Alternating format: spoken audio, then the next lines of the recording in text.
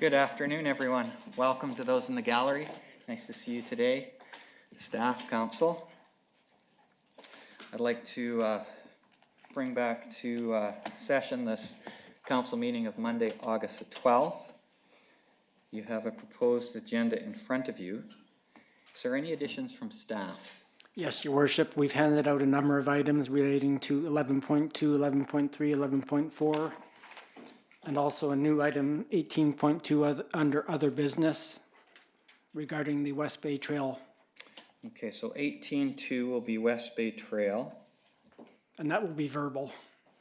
Okay, and the items that were given to us, 11.1, 11.2, and 11.3, 11.4, we'll talk to after informational correspondence.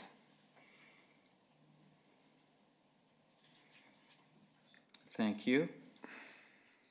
Council, is there any additional items from you? Okay, great. Seeing none, I'll just let people in the gallery know. I'm not sure. There's lots of information here, and so we're happy to have you here. We have a few notices of motion, and so if you have an agenda, they're under item number 16. 16, 1, 2, 3, 4, and 5. Those items will be discussed at the August 26th meeting.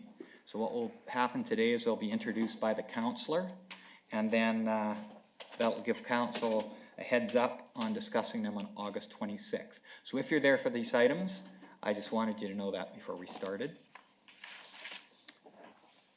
Council, disclosure of interest. Does anyone have any conflict of interest over any of the items?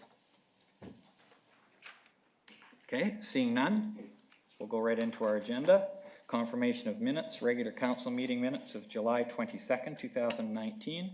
We have a motion. Moved by Councillor Flynn, seconded by Councillor Lavery, that the regular council meeting minutes of July 22nd, 2019 be adopted as circulated. Thank you. Are there any additions or omissions to those minutes? Seeing none, all those in favor? Thank you. Passed unanimously. 5.2, the special council meeting minutes of August 1st, 2019. We have a motion. Moved by Councillor Cannon, seconded by Councillor Flynn, that the special council meeting minutes of August 1st, 2019 be adopted as circulated. Any omissions or additions to those minutes? Seeing none, all in favor? Thank you. We'll go to tab 6, committee reports. The Development Planning Services Committee meeting minutes of August 6th, 2019. We have a motion. Moved by Councillor Eliason, seconded by Councillor Lavery, that the Development and Planning Services Committee meeting minutes of August 6, 2019 be received as information. Any additions or omissions? All those in favor? Thank you. And the Downtown Parking Commission meeting minutes of July 16th. We have a motion. Moved by Councillor Eliason, seconded by Councillor Lavery, that the Downtown Parking Commission meeting minutes of July 16, 2019 be received as information. Any addition, omissions, or questions there? Seeing none, all in favor? Thank you. Item 7.1 is the Columbia Shuswap Regional District Update Board in Brief. Thank you for supplying that to us. It's for our information. Do our reps on the CSRD have any comment, or do councillors have any questions regarding that information? Okay, seeing none, I think we're quite caught up there. Item 8. Director of Development Services, Solar Feasibility Study is provided for council information. I'll ask the Director of Engineering and Public Works if he would like to discuss further the solar feasibility study with us. Your Worship, I can speak to it. Thank you very much. And the report was presented and discussed at our last Planning Committee meeting. And there is a proposed council resolution developed by Councillor Lavery, which we would need direction on today if council wants to move forward. Okay, that motion, council, is on your screen. Could I have a mover for the motion? Councillor Lavery, a seconder. Councillor Eliason. Councillor Lavery, would you like to speak to the motion? Yes, thank you, Your Worship. And first of all, I think it's just an absolutely great thing we're at this stage right now. I think we've got an opportunity to use the climate action funds for this. The original idea was a demo project. the feasibility study of looking at 3 separate sites, City Hall here. It's not often we get a full or fuller gallery, so I'm just going to go into this a little bit, but the fire station kitty corner from here and the art gallery, and that report was extensive, and I think that well worth the perspective that it gave us. Your Worship, before I have a few comments, but I just want to have a clarifying question to our Chief Financial Officer about how many funds are in the Climate Action Reserve and that are unencumbered as of this date. Chief Financial Officer?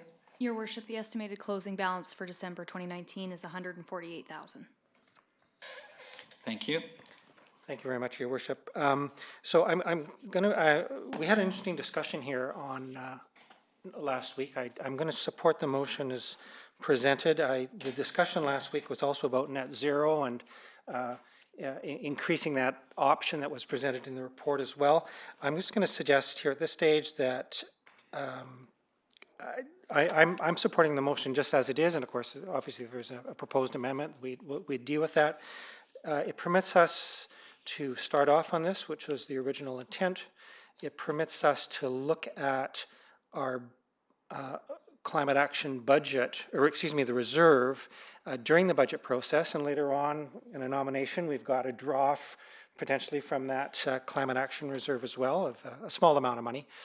And I also suspect that perhaps the last few years there's been staff requests in the budget to take out of that account as well. So at this stage, I just encourage us to go forward with this motion as it stands.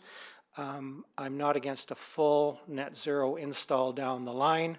I do think that doing it now has some potential heritage implications. I don't know about that, but I think it could delay it a little further. One of the requests was to increase the electrical panel as part of it, because at the art gallery it's apparently full. So a new panel or a new sub-panel could have extra spots to permit following through on a net zero initiative down the line. Thank you, Councillor Lavery. I'll open up to other councillors. I don't see any other councillors wanting to speak to this. I'll just add my comments then. First of all, Councillor Lavery, thank you for your leadership on this topic, and thank you for those in the gallery who are also supportive and have worked towards it. I think the fruit of your works we're seeing in the community, privately, a place like United Church and private residents, and I think it is important for the city also to do their part. And this, I think, is a very good start in that it's a public building, it's very visual, it will help with the power source there, but more than that, I think, and I think Councillor Lavery's, one of his main purposes is to showcase the possibility of people doing this in their own residence as well. So I will certainly support the motion. Last chance for council to comment or question. All those in favor? Passes unanimously. Thank you. We'll move to 8.2, Director of Development Services, Body Gripping Animal Traps for Information. There's not a motion to go with this, but I will open it up to discussion. Did the Director of Development Services wish to comment on the report?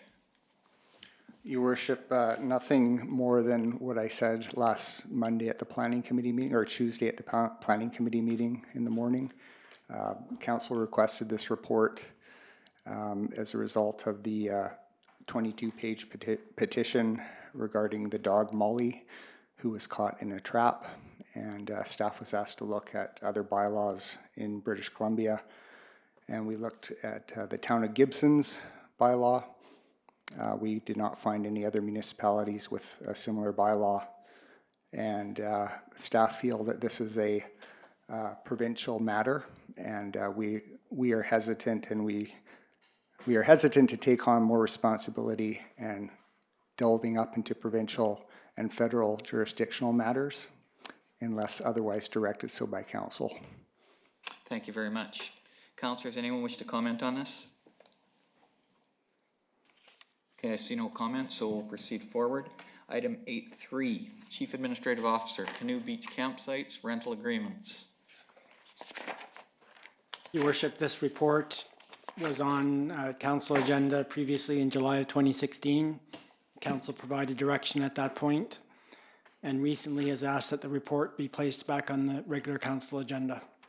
Great, thank you. And that motion from that time is on your screen, and I know that council is very familiar. We did have a presentation at one of our council meetings from Carson Carter and his daughter. I'd open it up to council for discussion.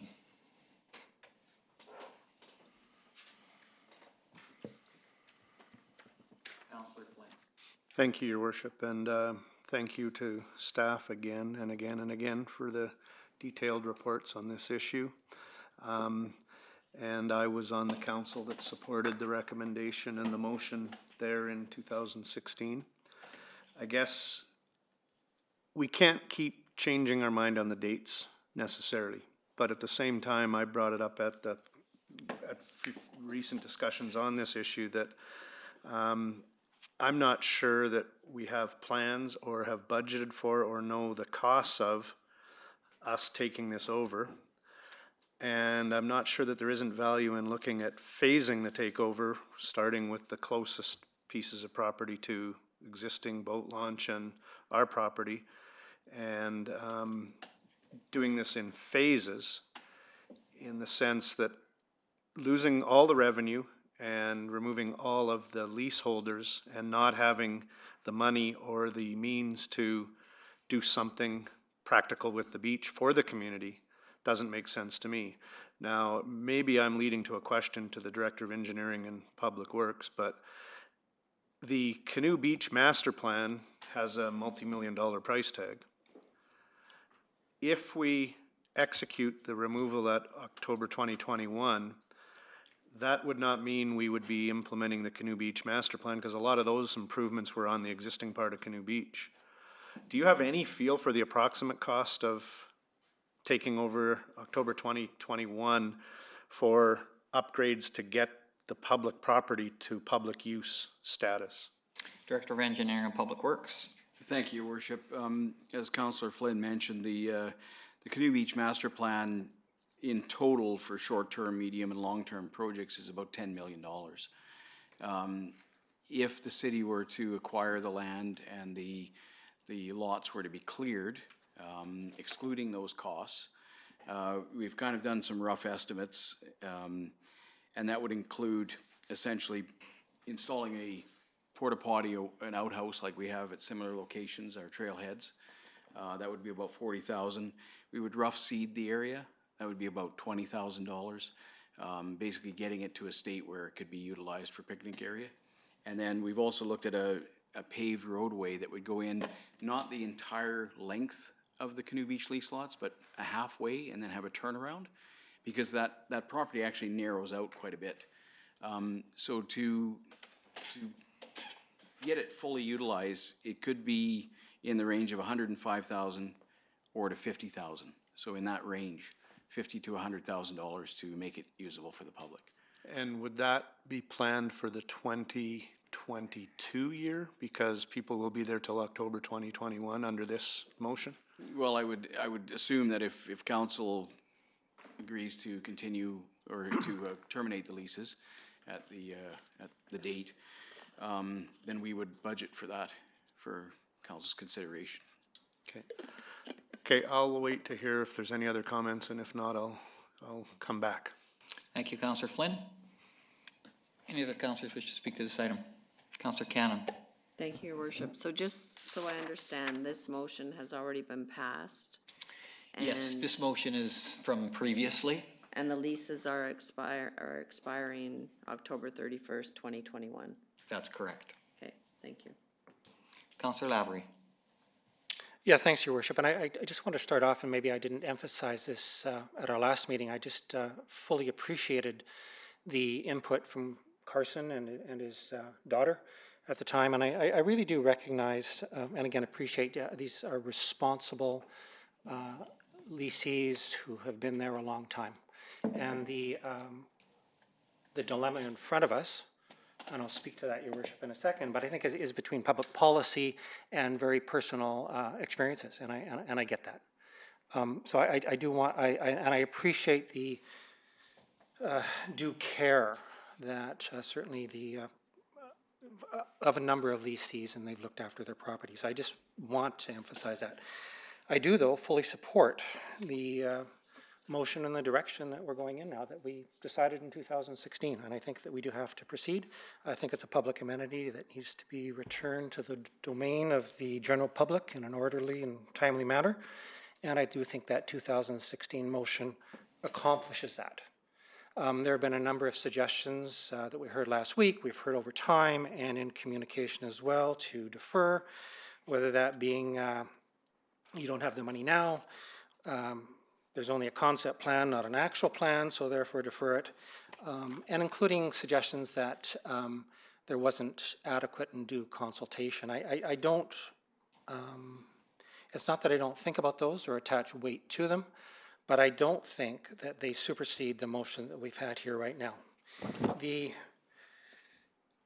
I would note there was complete clarity to the last agreement. I would note that it indicated that it was final, that there was no increased fees because of that finality of the agreement, that the agreement itself was extended to 5 years rather than the previous 3 because it was a final agreement and a good faith attempt or a good faith gesture to the current lessees to give a little bit longer period of time. There was public consultation on the overall Canoe Beach plan. I fully recognize that there wasn't actually a lot of input on the west side of the lessee lot on that when I went back and took a look at it, but there were certainly no objections to it formally in a sense. And I understand that lessees don't like it or agree with it, but I do think there have been clear communications. And I think there have been clear responsibilities that were set out in those contracts, and I think the implications were spelled out. So I am, not only at this stage, my position here right now is it's a public amenity. We need to return it to public access, full accessible public use on the timelines of what we decided in 2016, and as clearly communicated and clearly agreed on. I've also heard things of, okay, well, people are just going to walk away from it. Hey, why the city should take a position in the removal of the structures and the decommissioning of the septic tanks and what's there. That is not the agreement that was signed. And I fully expect, and again, I go back to my appreciative comment at the beginning, these are responsible lessees. I believe that most will follow through on the legal lease that they signed. There may be some that decide to walk away, and if that's the case, I personally will support full legal action to ensure that those people meet those agreements that they settled on, that they signed, and it's time to move on. Thank you, Councillor Lavery. Any other councillors wish to speak to this item? If not, I don't mind expressing my thoughts about it. First of all, I think that this is mostly about process, and I think having Carson and his daughter come and speak to us in a public meeting about it, I think is a very important piece of it, because I think we need as a council to be transparent, and we've worked very hard at that. And so I too appreciate the presentation that was made. This is also about timing, and the question really for council is the time that was chosen back in 2016 the right time, or is there a different time that might be a better time? So we've received input both in favor of extending the leases and from continuing with the plan to end the leases in 2021. And there's certainly pros and cons to both positions, and so for council, it would not be unusual that some would feel one was the right move and others perhaps the other. So I think that's representative of the community. I've heard philosophically from some that they feel this is public land and the time to return it to public access is now. I've also heard economically some feel the city should extend the lease to continue to collect to about $120,000 annually until the city's financially able to develop this land and extend the Canoe Beach area. My thought to myself is there a win-win here somehow for the general taxpayer and for the people who are leasing those lots? Because I like to look for win-win if possible. My thoughts about the Canoe Beach Master Plan is that we have a lot to do with the present Canoe Beach we have already. It's a fantastic place and people love it. I love it, my family does too. But there needs to be work done there. And that means money spent. That's going to take time. I think we had a lot of community input to the master plan, and the plan that was chosen is going to make Canoe Beach a really Thompson, Okanagan level beach. And that's certainly my goal over the next 5 years. I think the situation of the lease lots is worthy of further consultation. And I'm in favor of talking about it more. I don't know if there's a win-win solution, actually. I'm thinking there might be. My suggestion, if council is open to it, would be to have a small group, perhaps myself and another councillor, maybe Mr. Carter and a representative from the lease lots, perhaps the Director of Development Services, meet in sort of like a committee kind of situation, but not super formal, to talk about any and all kinds of options and come back to council with that information. The recommendation might be to just follow this motion that's on the screen right now. Maybe there's something else that could be win-win. I don't know what that is. Maybe it's a phasing, maybe it's a extension with a different price. I mean, I'm not going to pretend to know exactly what the answer might be, but I'm thinking there might be a win-win. Now, council today in 2016 was very straightforward, and I think Councillor Lavery's really encompassed well what council thought at that time. And they may well think that now, and I would support whatever decision the council as a whole makes. But for me, I think that there may be another solution. So that would be my suggestion. I just want to share those thoughts and let other councillors discuss. Councillor Flynn and Councillor Cannon. Thank you, Your Worship, and thank you for sharing your thoughts, because those align closely with mine. Basically the win-win, and the win-win and final decision may be to support this. We've talked at this table about process a lot. This has not had the same process that many of our other difficult decisions have had, because so much of it was in camera due to potential legal issues. Now that it's in public, I think your recommendation, and I don't know if I'm going to ask staff, do we need a motion, and it may get defeated, your recommendation to at least have an informal committee discuss this is analogous to your talk about a mayor's committee on bypassing the community in the future, looking for alternatives on further highway improvements.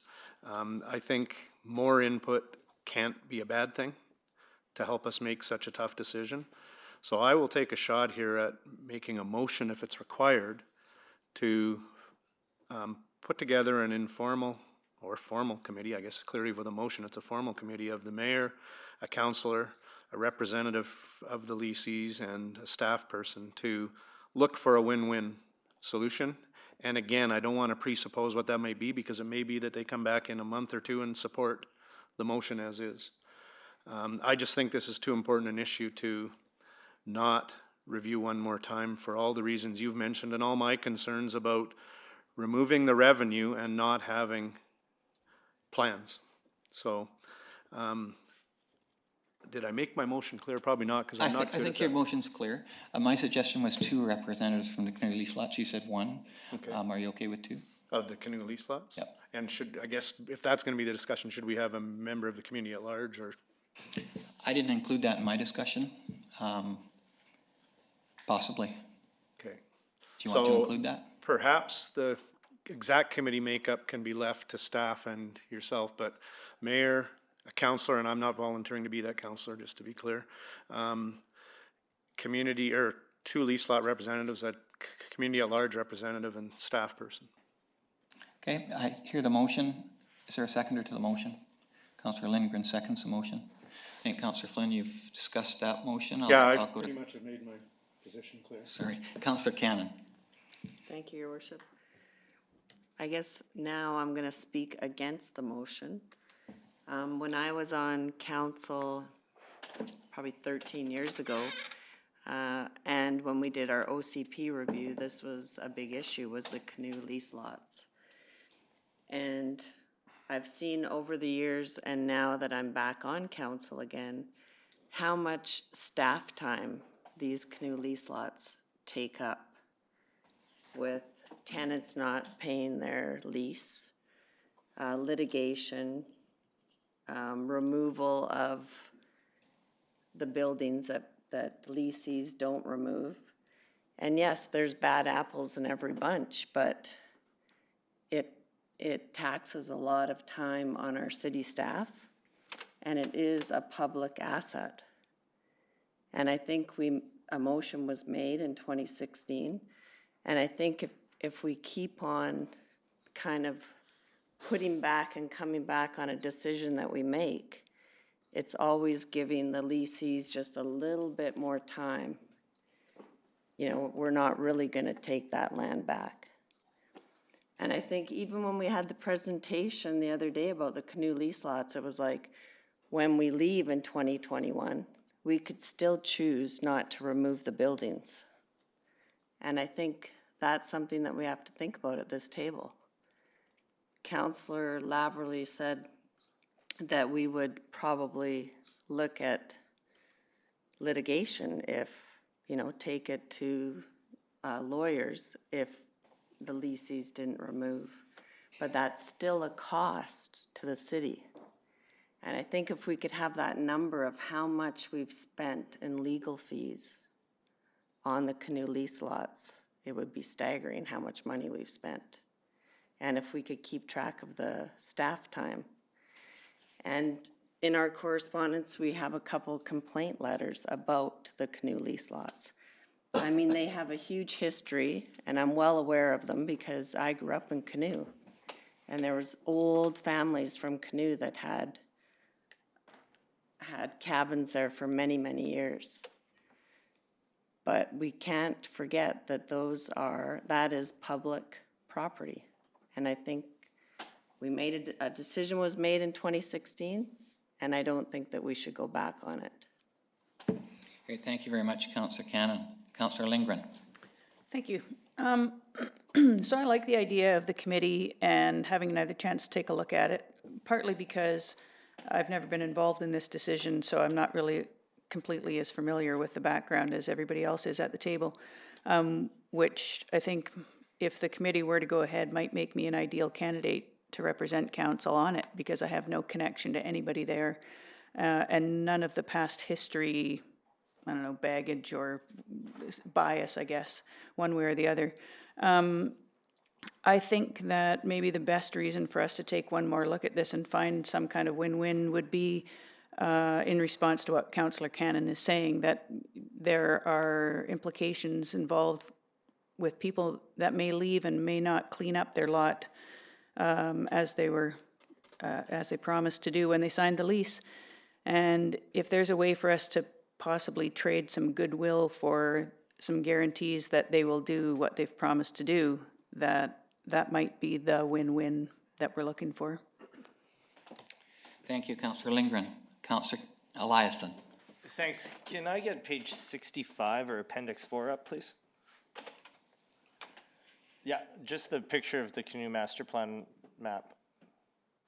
You're going the wrong way. Yeah, one. There you go. Okay, this is through you to staff, so this is the plan that came about after public consultation? Yes, Your Worship, in June of 2016, this came up. Okay, so this is the plan that we consulted the residents of Salmon Arm on, and this is the plan that we came up with as a community? and now we're asking for a motion for 6 people to revisit this plan and make a new one? Just a question. Is that the intention of the motion? What I would say, Councillor Lassen, is I think we're talking about the timing of the development.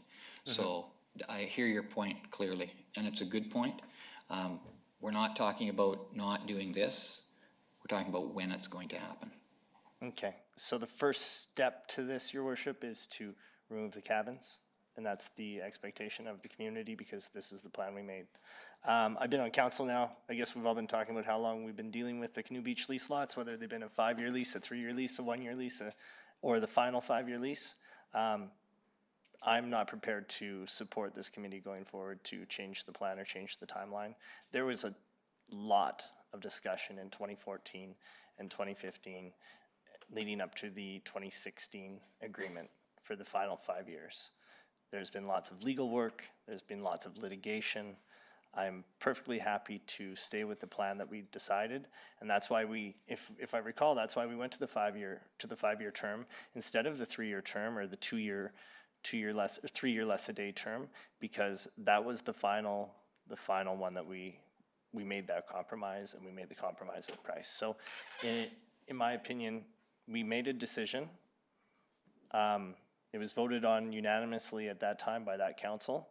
It was a fair compromise, and I don't think it's time for us to revisit it or to change our minds. So I won't be in support of this committee, and I keep an open mind, but I stick by my decision in 2016 to support that final 5-year lease, and it would take a significant change for me to change my mind on that decision.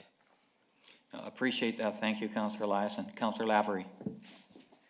Yes, excuse me. Thanks, Your Worship. And you know, this is one of these ones, certainly at this table, it's not, I don't think we're rebutting others' arguments. This is just different perspectives and lenses on this situation, and I've agreed with every point that's been made here. The analogy for me right now is acquisition of the rail trail. You have a chance to get a signature public resource. It's important to get it, and then you deal with, and there are incurred costs with changeover of getting it up to a legal standard that saves the city from liability issues, even though you're not at the final design phase or even much beyond the concept phase. And I don't think that those costs will go down any. I think that they will increase. And the rationale for me when I think about this is that we have not budgeted for this. And I was surprised at the numbers, the Director of Engineering, they sound awfully low to me. We have not, numbers like that we can handle. If it is higher, we haven't budgeted for it, but we can do that in the 2020 and 2021 budgets. I think it's important to not go back, that the 2016 lease agreement reflects, much like Councillor Eliason has said, a compromise to move forward in a plan to reclaim a significant public amenity. I hearken back to Councillor Wallace Richmond, who was here before. The setting up of this harkens back to a time when Salmon Arm was a much smaller population. We are growing, and this is, as much as the rail trail, in my view, a legacy issue, a policy legacy issue. And again, I understand that this is personal for those involved, for the lessees who are involved, but I don't believe that, from my perspective, that we go back at this stage. I appreciate the arguments from this table about looking at it. I tend to think of myself as one who's looking for input all the time, but the time has come, in my view, to move forward on this, and I will not support the motion. Thank you, Councillor Lavery. Councillor Flynn. Yeah, it doesn't sound like this is going to pass based on input. I want to reiterate Councillor Lindgren's comments. To me, we have a much better chance of a win-win if we listen or do the committee and talk about a win-win, maybe a phasing. I voted completely in support of the 2021 date. previously. I don't support it anymore because I think we're not ready. And I think walking away from all that revenue is fiscally irresponsible. And I think that it will cost us less if we engage and look for win-win. I do want to state that most of the discussion has been without input from the leasees. Some of them would contact us, but there was never a meeting with the leasees to discuss this that I can recall, because this was done a lot in camera due to legal reasons.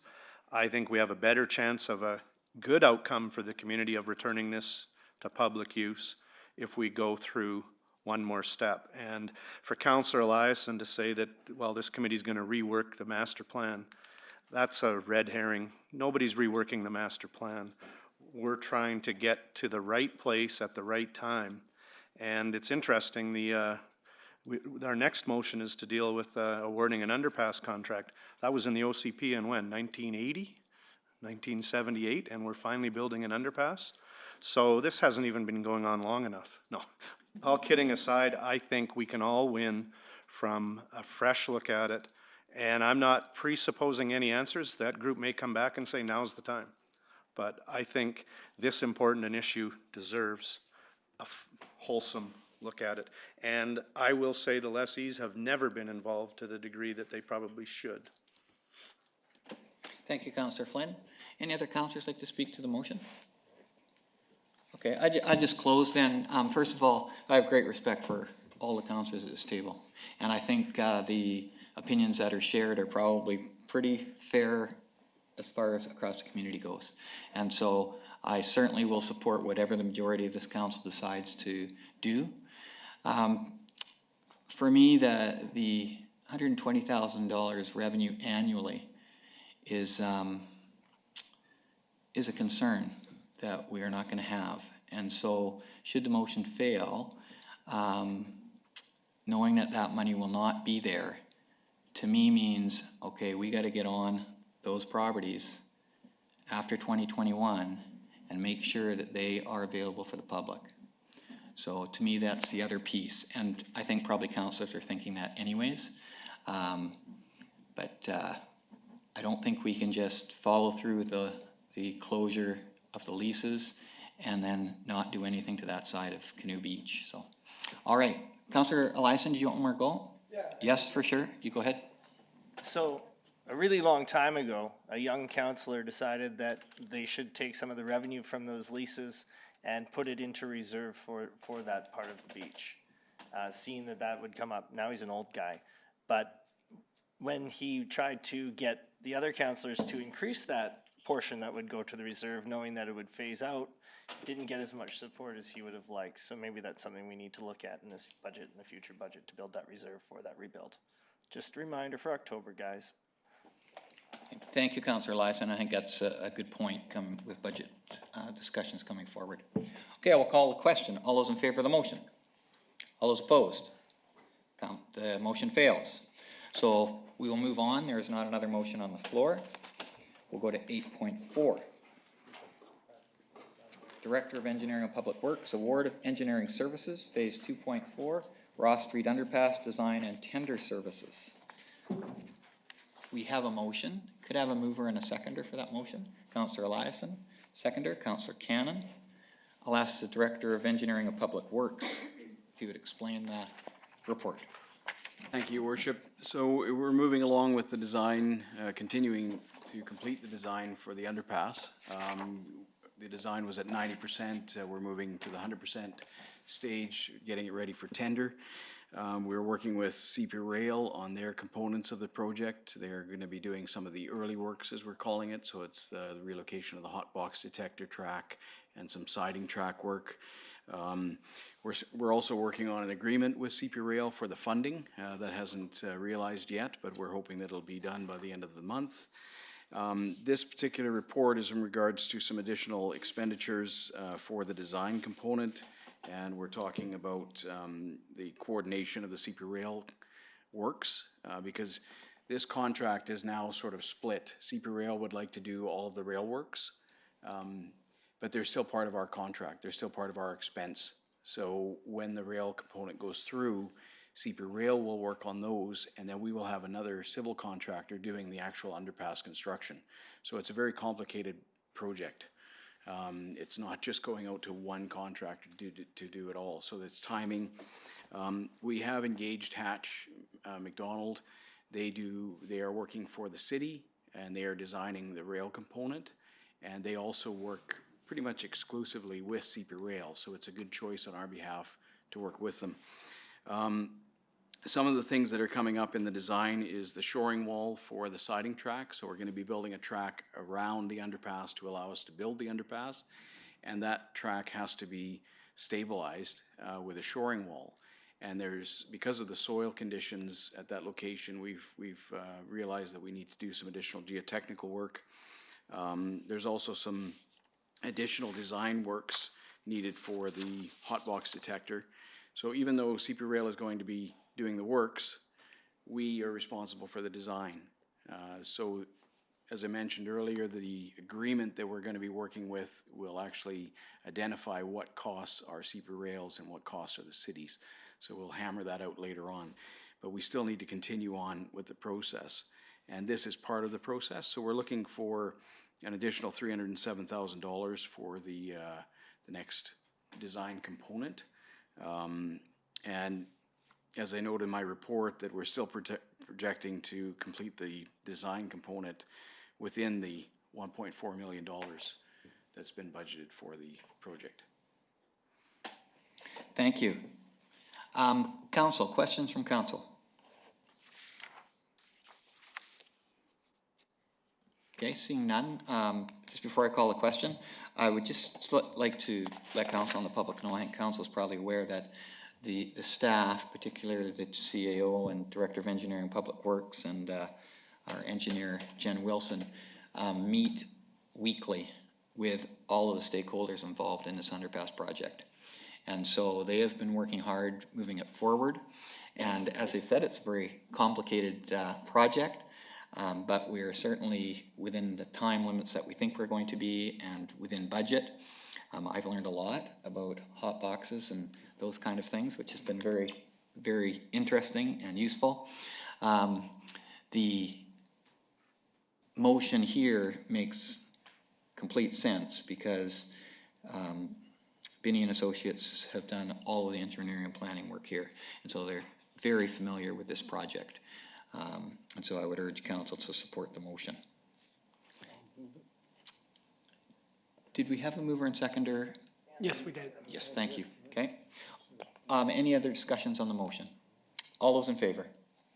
Thank you very much. We'll go to 8.5.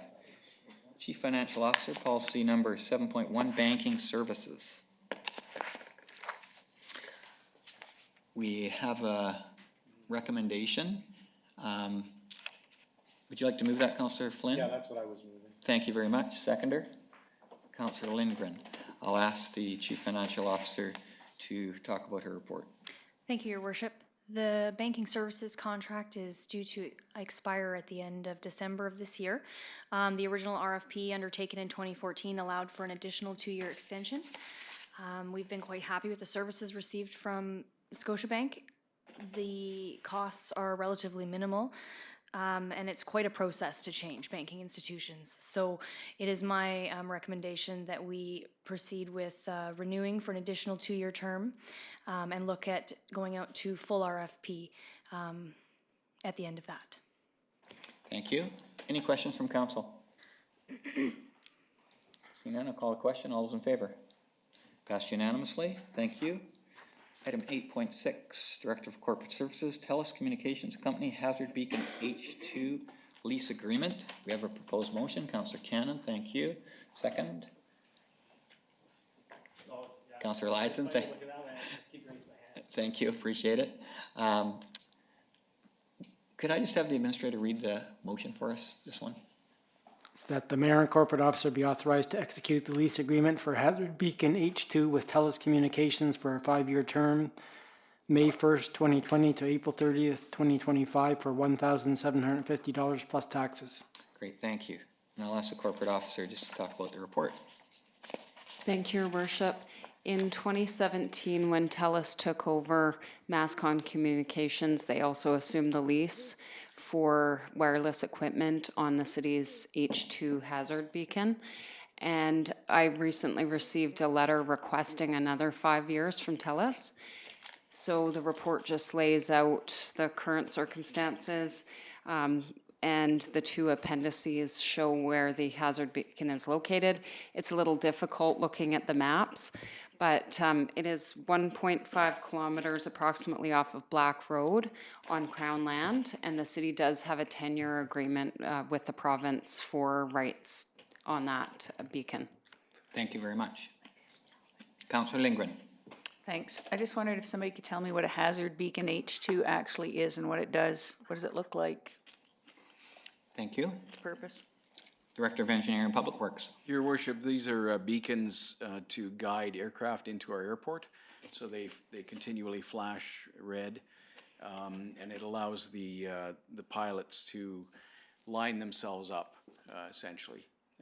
So they're constant, and we do have lease space on some of the beacons, as this is in regards to. Councillor Lindgren.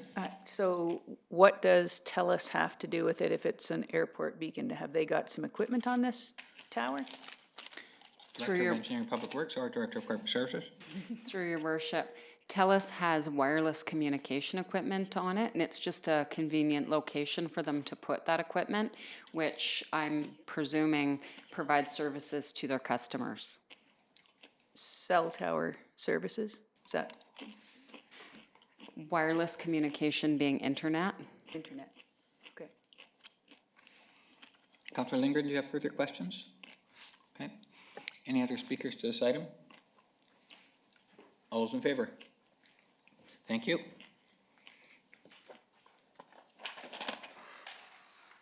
There's no introduction of bylaws today, so we're to item 10, reconsideration of bylaws, City of Salmon zoning amendment bylaw, number 4341, Bennett, K&S.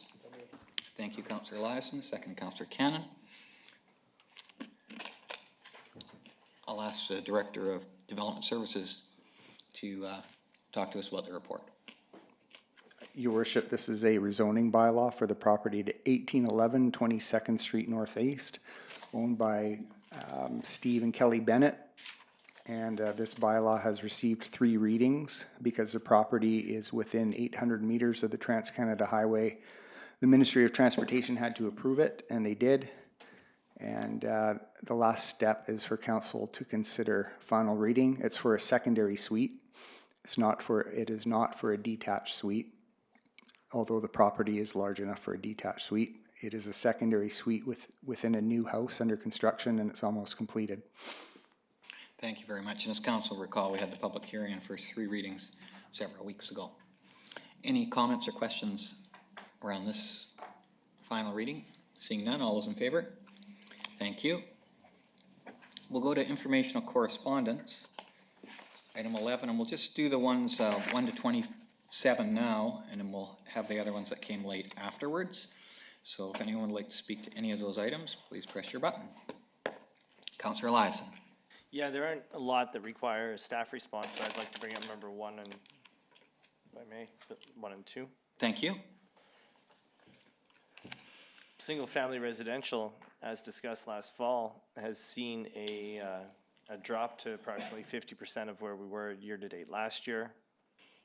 As was outlined, that we'll see a growth in commercial. Luckily, we've seen that growth in commercial and industrial, and it's buoyed our building stats up. But the 40 houses or 39 houses combined compared to the 79 houses combined for single families with suites is staggering, and that's a big drop off in new houses being built in Salmon Arm, and should provide us with some insight for what we expect building to be next year.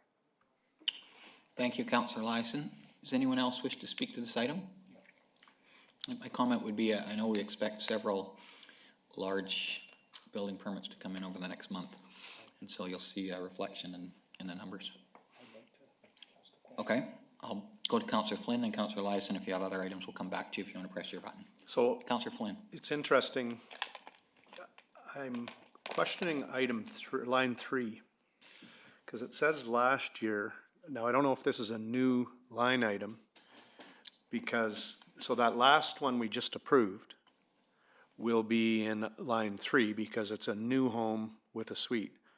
We never used to show new homes with a suite separate, because I can't believe we didn't have any last year. So just so I'm clear, when I was looking at it, it was, Councilor License added them up, and that makes sense, 39, basically half. And the value is basically half. But we just didn't show it as a separate item, is that correct? Director of Development Services? Yes, we did not show that last year. This is a new line item, 2 new line items, one for secondary suites within a house, like the last application, and also detached suites. Okay, thank you. I think for it's much, catching that. it's Helps a us. great additional information to have. It'd be interesting to see how last year was for line 3, but thank you. Thank you. Councillor Eliason, did you have any other items you want to talk about? Okay, any other councillors wish to have items, please press your button. Councillor Cannon? Item 14. Thank you, go ahead. So in reading this, I guess to just understand it, maybe Director of Development Services. So when people are building a house, they get charged sewer and water even though they're not hooked up to it? Could you just explain that to me? Director of Development Services. Your worship, they get charged 4 months after the issuance of the building permit. So I guess a lot of houses probably take, is that just a time that a house should take to be built, or where do we get the 4 months from? Director of Development Services. The policy dates back to the early 90s, 1991.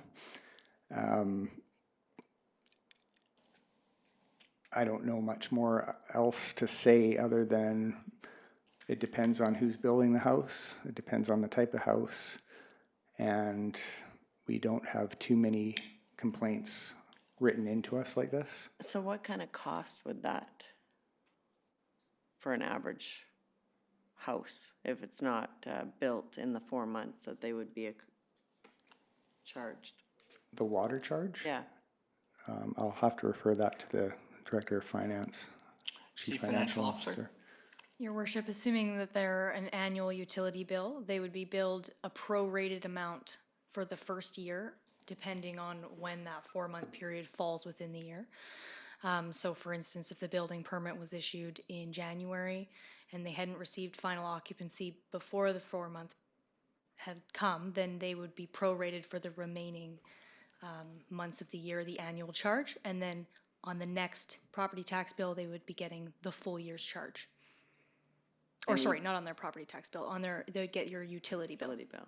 And if the house isn't completed, they still would start to get that charge. Yes, that's correct. Okay, thanks. Thanks, Councillor Cannon. The other little piece of information is that lots of houses after 4 months are needing access to water in order to build, so. Okay. Any further Just questions was on that item? curious. I know, yeah. Well, I'm good, thanks. Okay, Councillor Flynn.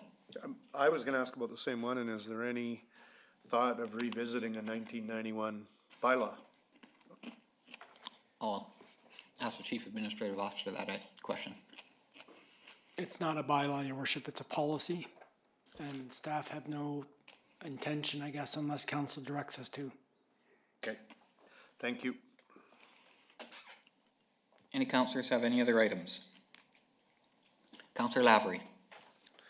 Thanks, Your Worship, and we don't have to put them all up, but items number 18, 19, 21, 22, 23, 24, and 26 are all about libraries. So we could go with 18 if that's, oh yeah, we got one there. So again, just, and we've talked about this before, but I think this is just the final step before UBCM. We're seeing, we've been copied with motions from other jurisdictions. I want to point out again, and we've said this at this table, but we do have a bit of a captive audience here. The Okanagan Regional Library is indeed a regional library. I'm not 100% sure of all these other ones, but I think most of them are city libraries that run their own library and have a committee attached to that. That's how they do business. And I, glancing through those, at least 2/3 of them are that way. The Okanagan Regional Library has been advocating for this for a long time. In 2009, the previous provincial government froze key critical funding to library systems. And with inflation, that is just come back to a very small percentage. Again, we've talked about that at this committee here. Okanagan Regional Library has advocated directly with the minister. The ORL representative at the BC Library Association has advocated for that. The CAO of the ORL made a submission to the latest Provincial Finance Committee recommendations, and it was recorded. That Finance Committee accepted all the reports, and actually is recommending that that library funding be increased. The call for is $20 million right now. It has really impacted the provision of library services to rural communities because the funding formula depends on your assessed value. And we know that rural communities are not rising in assessed value like urban areas are doing. And it's led to some significant issues in terms of providing services. We will have an opportunity individually at UBCM. That motion will be coming forward. If it's in a block or not, I don't know. We'll see at this stage. It's coming forward. But I just want to emphasize again, and SILGA as well has emphasized it on behalf of the Okanagan Regional Library as well. So we have had input into the Finance Committee, and these letters from individual ones that we've been copied on are similar to the input that the Regional Library has given to the Minister. Thank you, Councillor Lavery. I wasn't going to comment on the particular resolution, just a little on the process, and Councillor Eliason might be the best to answer the question. I think we all are going to vote in favor of this resolution in Victoria's.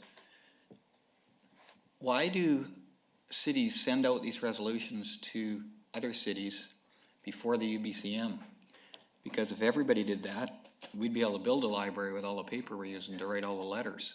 Like, what is that process? Okay.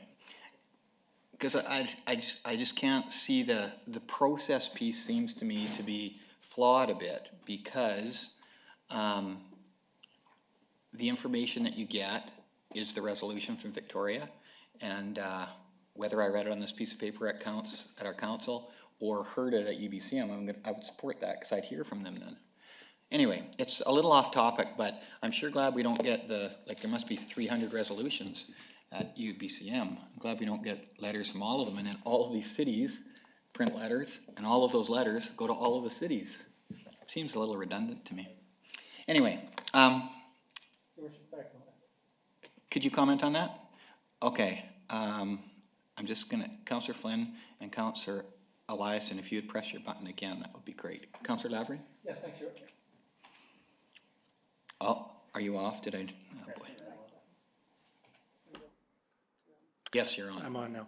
No, and thank heavens we're not getting copied on all of those as well. I think it partly has to do with the nature of libraries. And again, in the regional library, we've got 24 local governments, including First Nations, and the executive of the library being able to advocate for these things. Whereas, I mean, Victoria's a big city.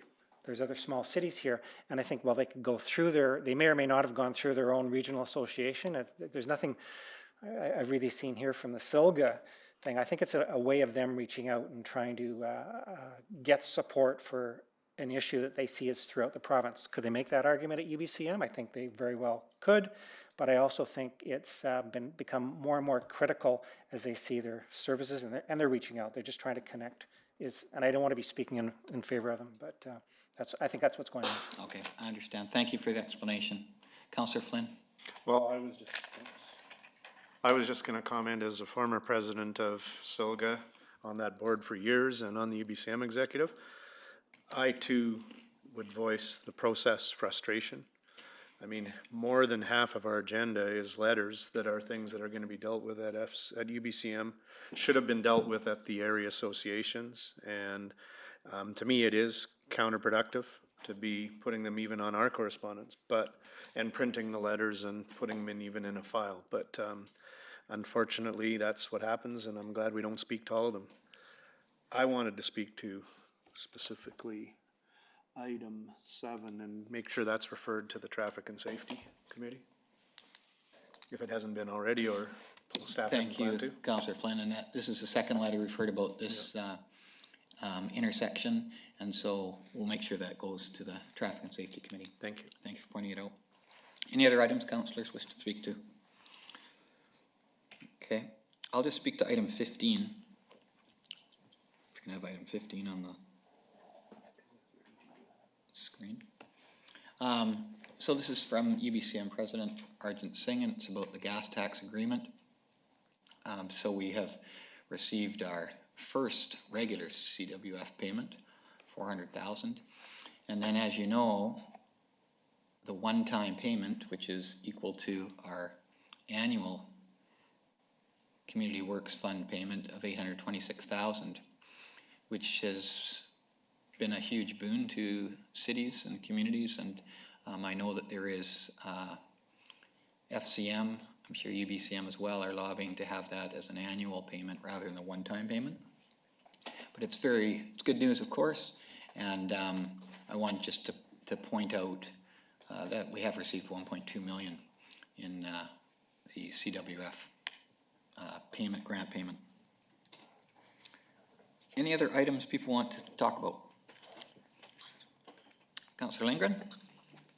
Thank you. I'm just wondering about item 11.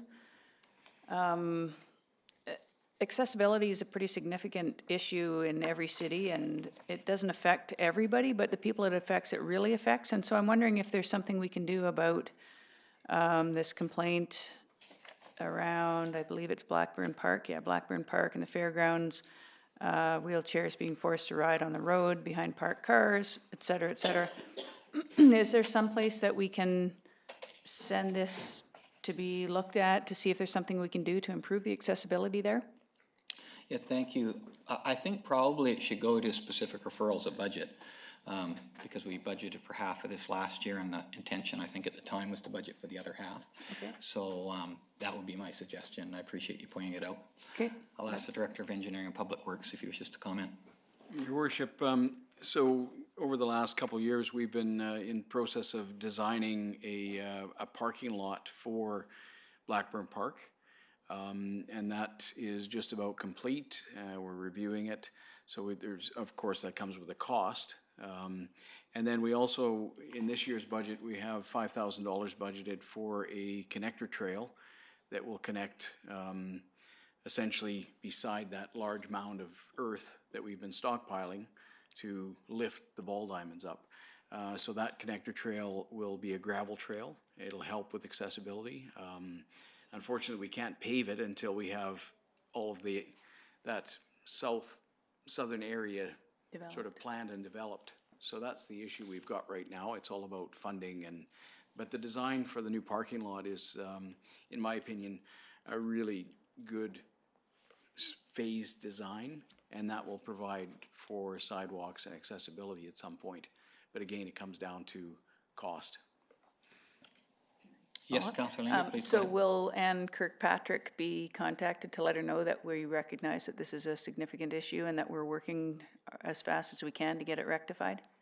Director of Engineering and Public Works. Your Worship, we have met with Ann, and we have indicated that to her. Unfortunately, the tone of her email shows that she's frustrated with our timing.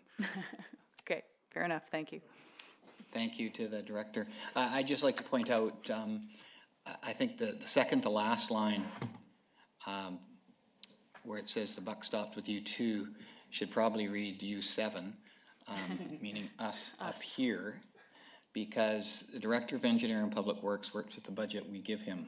This is not a criticism in any way of what the Director of Engineering and Public Works does, in my opinion. And I defend that he does what we ask him to do. And so that piece of this letter I find to be unfair. I just want to say that publicly. Councillor Cannon. I just wanted to add to that too, that at budget time, it was a specific referral. And I had quite a few phone calls from this Ann as well, and so did Councillor Eliason. So we did discuss it in great length at budget time, the specific letter from her in regards to this. And we did what we could in our budget. I still remember when you guys told me. Thank you, Councillor Cannon. Let's move on to the other informational correspondence items. We have an 11.2, a letter from Canadian Mental Health Association. We'll just give you a minute just to read it over.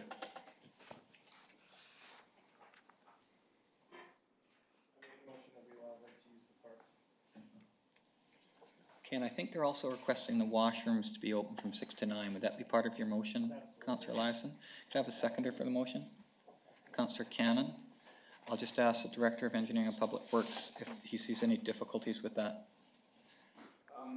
Your Worship, you could just ask the security company to check it out later. Sorry again? So we would just ask the security company to deal with those particular washrooms at a later time. Okay, sounds fair. So there's no difficulty with that motion as far as you can see? Okay. All in favor of the motion? Thank you. We will look at item 11.3, which is a letter from Mr. and Mrs. Martinick, and I think we all read this one online. So same with 11.4, which was about an item we saw already today. So appreciated that input from those people. I don't think there's need to discuss it further because we made a decision on it.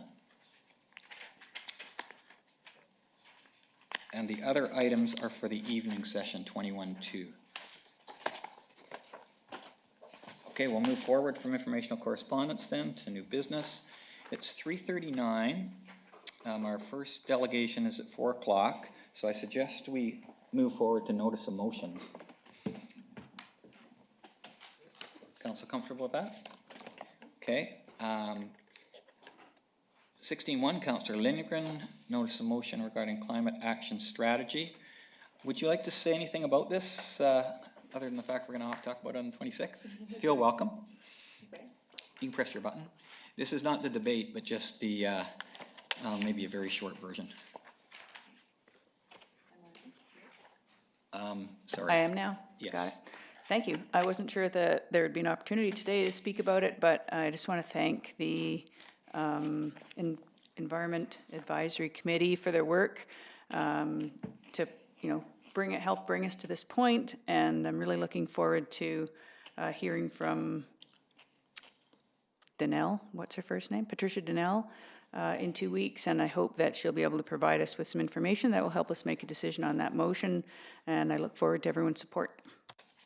Okay, thank you. I just want to check, we've got all the information here. And so what will happen on the 26th, I don't think there'll be a presentation as far as I can see. But council will have access to all of the information, and we will discuss it and debate it, and you will share with us, and then we'll vote. And Patricia Donnell will be here to talk from their perspective. Okay, let me just check with Chief Administrative Officer. Do we have that slated in? Yes, we do. Okay, you're on it. Thank you very much. Appreciate it. Okay, 16.2, notice of motion, Councillor Lavery. Do you wish to say a few words? Yes, thank you. Got some malfunctions going on at this No, end of the table here. There we go. No, I think the motions are pretty straightforward in themselves, Your Worship. I just refer to the timing of things. I think I'm overall more than sensitive that we are approaching the second year of our mandate, and if in my view of things, we're very quickly into the third year, and things get difficult after that. So from a macro sense, I'm aware of that timing. The first motion on having staff requesting staff to prepare a cost estimate for curbside chipping, we'll look at next meeting, because I think it's time sensitive given the budget process, and it's a request to come up with a number so we can talk about it. Sure, thank you. Can we just move to that motion on here, because it does have the date on it, I think that's the important, there it is. Sorry, August go ahead. 26th. The other three are best, in my opinion, discussed during the budget process, and I would bring them up at that time. In terms of timing, I've put it here so that we have a chance to percolate our thoughts on that until then. We have not a lot of meetings until the budget meeting, given UBCM and the schedule ahead of us. Thank you very much. Councillor Lyson, did you have a question or comment? Yeah, I have a comment. Okay. I would just like to say that Councillor Lavery's notice of motions have significantly dropped in the whereases and are getting much closer to a gold standard than his original 48 whereas motion, and it's good to see. Thank you. The ones, item 16, 3, 4, and 5 will be with the budget package, and then for consideration on the 21st of October is your intention, Councillor Lavery, right? Yes, that's correct. Thank you. Okay, thank you. Councillor Flynn, if you press your button again. Thank you. I was just confused with notice of motions versus budget discussions. And the way I felt about the $100,000 housing and the other numbers were that by using notice of motion, we're basically approving the amount, pre-approving it without it being part of the budget discussion. So I just want clarity around the fact that the notice of motion is to give us a chance to think about these issues, but the actual decision on each of them and the amount would be part of our budget discussions. Yeah, that is correct. Councillor Lavery, did you want to comment on that? Yeah, that's completely correct. Consideration would be at October 21st along with other budget items. Okay, because I don't think in all my years here we've seen this process. So I'm not saying it's wrong. I'm saying it's nice to have that advance notice, and I'll concur with the whereases. And thank you. Councillor Lavery, I appreciate the process that you've gone through here, because then when we're sitting there October 21st, it'll be more than just a verbal conversation. We'll have some paper to chat about, and staff will have had some opportunity to prepare. Thank you for those. All right, we'll move to item 18, disc golf proposal for 4380 10th Avenue Southeast. This is for information.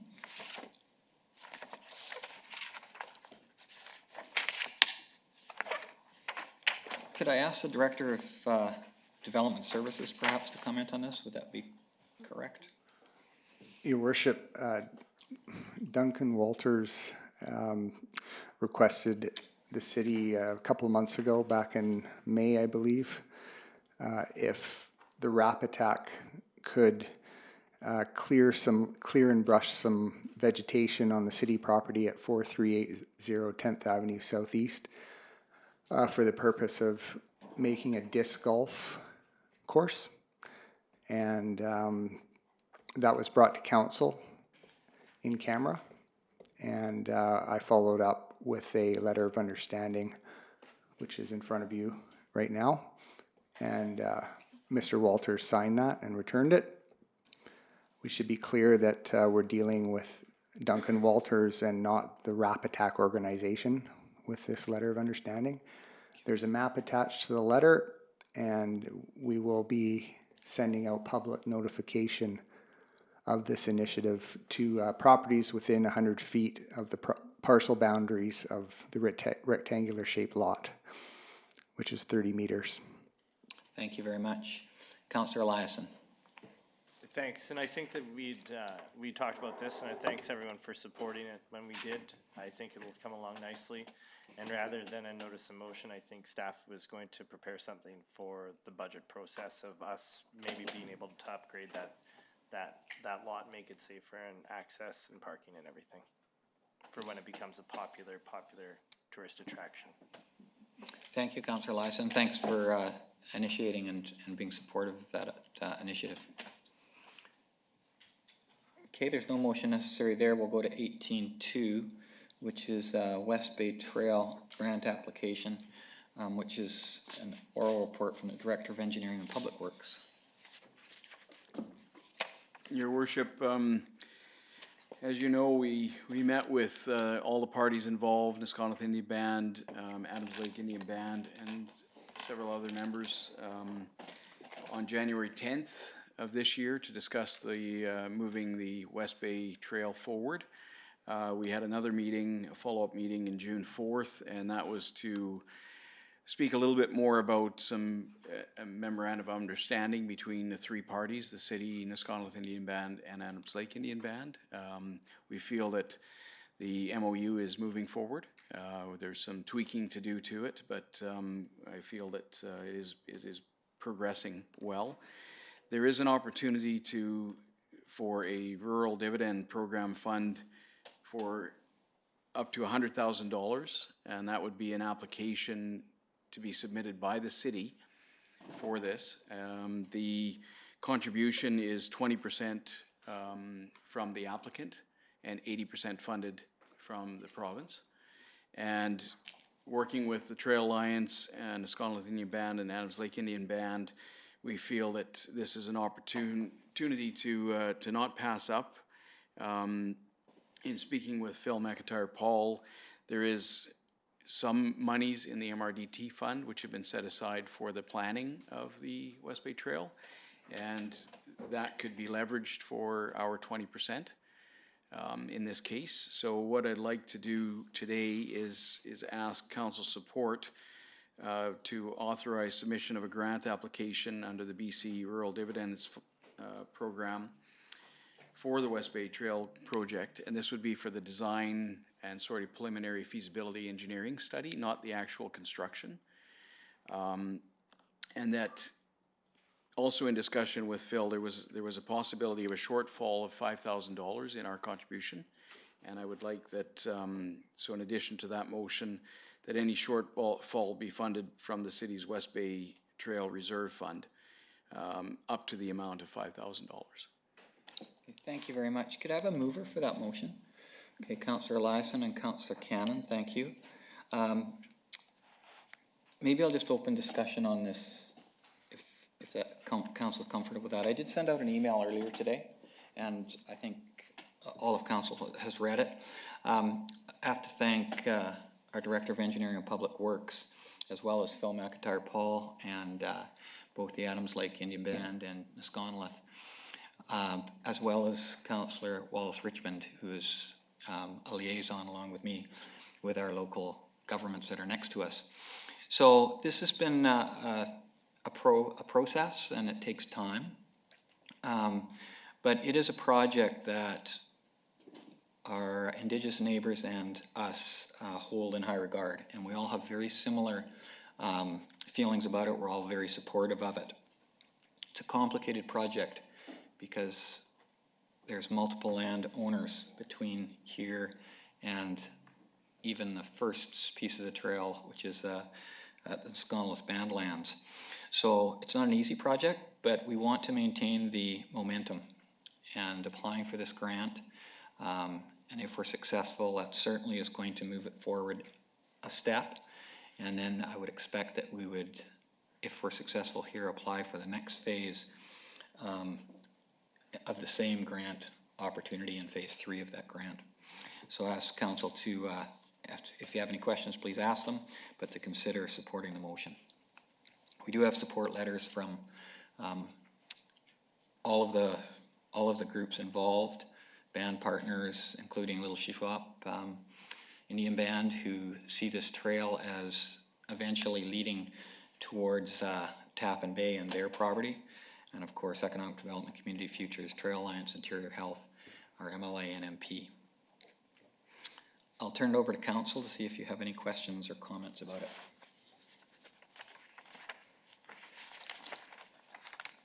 I see none. Okay, I'll call the question and all in favor. Thank you. Passes unanimously. Appreciate that and appreciate the director's work. Okay, it's 3:51, and so our first presentation is at 4 o'clock, so we're going to take a 5-minute break, and we'll resume with 13-1 Staff Sergeant West at 4 o'clock.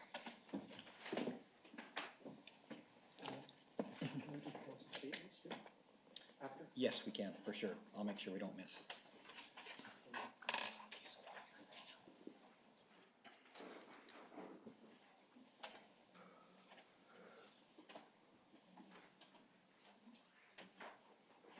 One of them, I think, is now. Climate action meeting. Rob, fire chief gonna be here today? Oh, the climate. Do we know?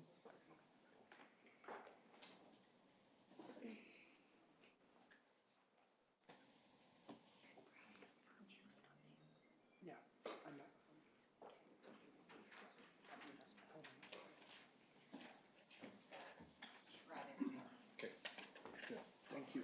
So you guys, I've got a keg of beer,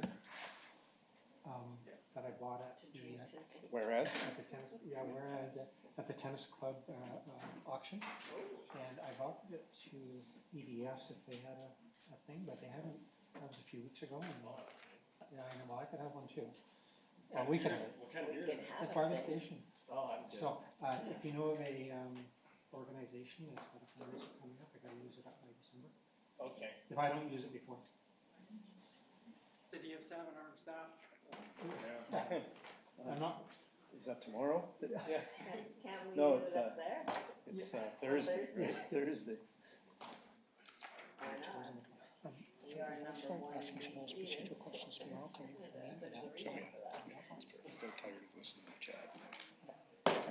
And I hate to say it, but I'm not sure if I'm losing my effectiveness there, but I know Chad is. Just because of the split that humor and parts of Canoe. I mean, and I know, I don't think I'm losing my effectiveness, but I'm pissing people off. So, yeah. Okay. I thought all of you.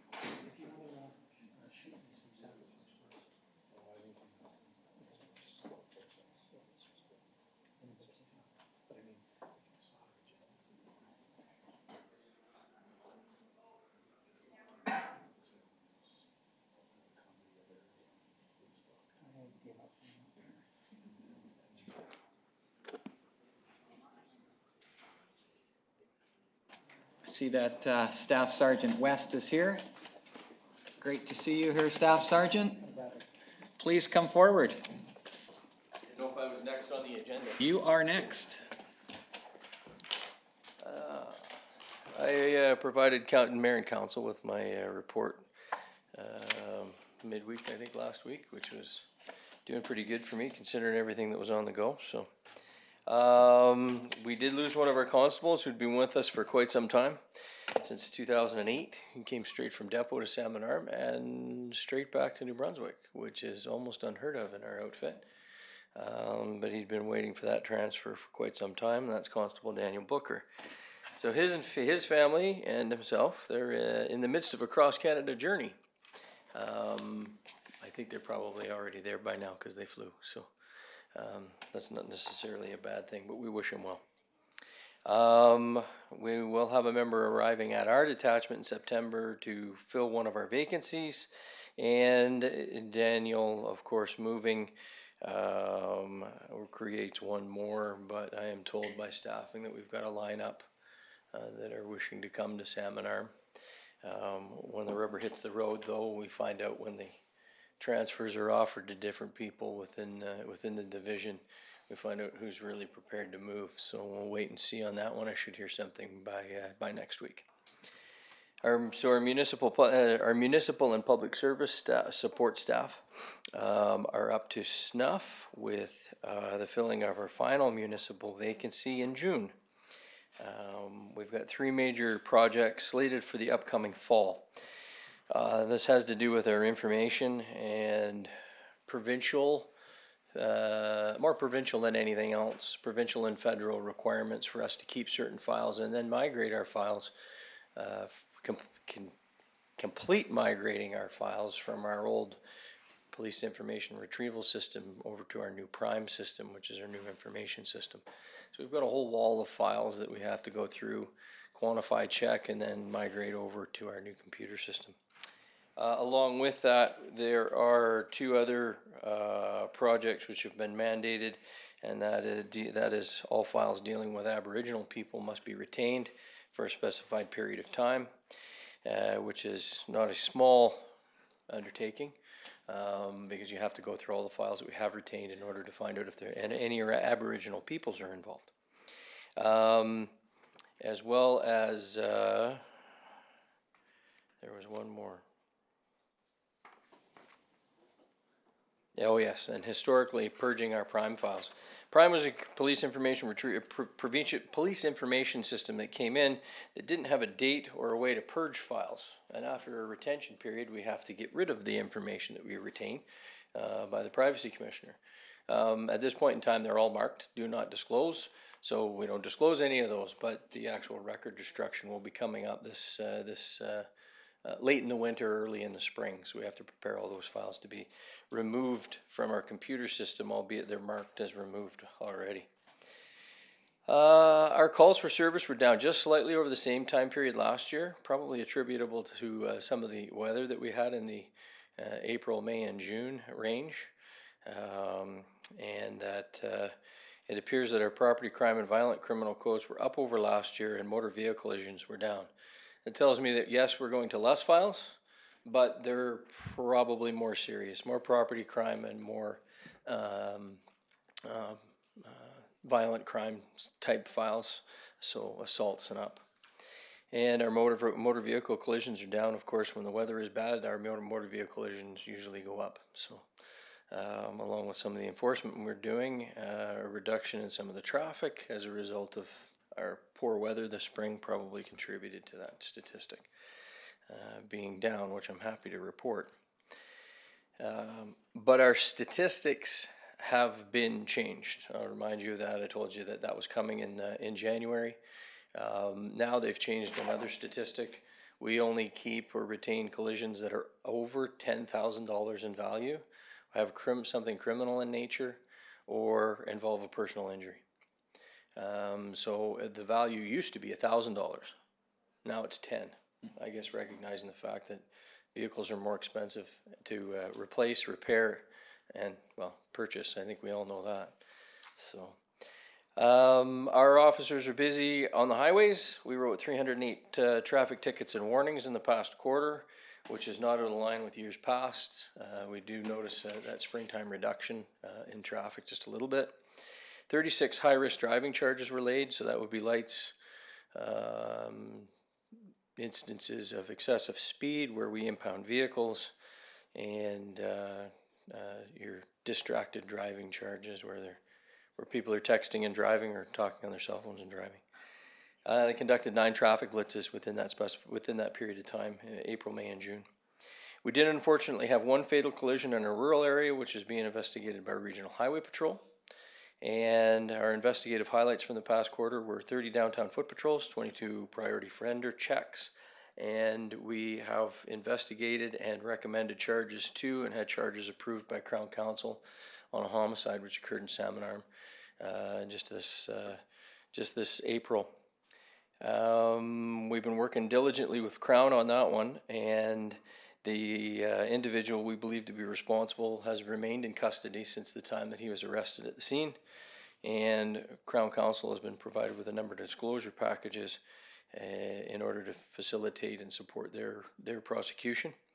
With that, I checked my stats today and my balance sheets, and I can tell Council that we're over the $32,000 mark for that particular file in investigative and other expenses. And that's just to give you an idea. That one wasn't a whodunit. That one was that particular investigation is pretty straightforward. And we're lucky that that's the case fiscally. So we'll be able to cover that under our subsisting budget with respect to that. Our police-based victim services continues to be engaged with that congregation as well as other victims within the community, and their contribution somewhat goes unsung. They support a lot of people in our community, and I was able to put some numbers to that. They dealt with, in that quarter, 156 new clients. That's police-based victim services. That's not community-based and police-based. That's just at the time, we had 2 staff, one of which has left and gone down to the Lower Mainland and is engaged in another victim services program there. But that's by and large, say 1.5 people, when you look at the numbers, with 3 to 4 volunteers assisting as well. And I know that Council does support that program through the Safe Society, and I'd like to thank them for doing that. 108 of those 156 clients were referred by us as a police department. Now, that victim services unit doesn't just service Salmon Arm. Under contract, that victim services unit services the area of Sicamous as well. So when you look at the support that they have from council and the support that they have from the Safe Society and the province, that's where that bill divvies up, and those three support networks supply the fiscal support to do that. I would also like to thank the city for providing an opportunity for the community to come together with respect to that and engage in or engage with some of the social services that we have within their community, and the counseling support in the wider community meeting. It's not really a meeting session at the Saskey Rec Center, and I know that the city had supported that as well, either in kind or with financial support. So my hope is that our community at large is recovering from that particular event, and I know that I've spent a lot of time on it, but I know that it's also a major event within our community, and it really does shake the foundation of some of the peoples within our community. So I appreciate council's support along those lines. And that's the short version of what we have today. Thank you very much, Scott. Really appreciate it. Appreciate you coming and presenting your report. I'll open it up to councillors, see if they have any questions. Council? Councillor Flynn? Thank you, Your Worship, and thank you, Scott, for your presentation and for your detachment and all the time and energy they put into our community. Quick question on the stats, and I guess I'll prove quite clearly I'm a numbers guy, but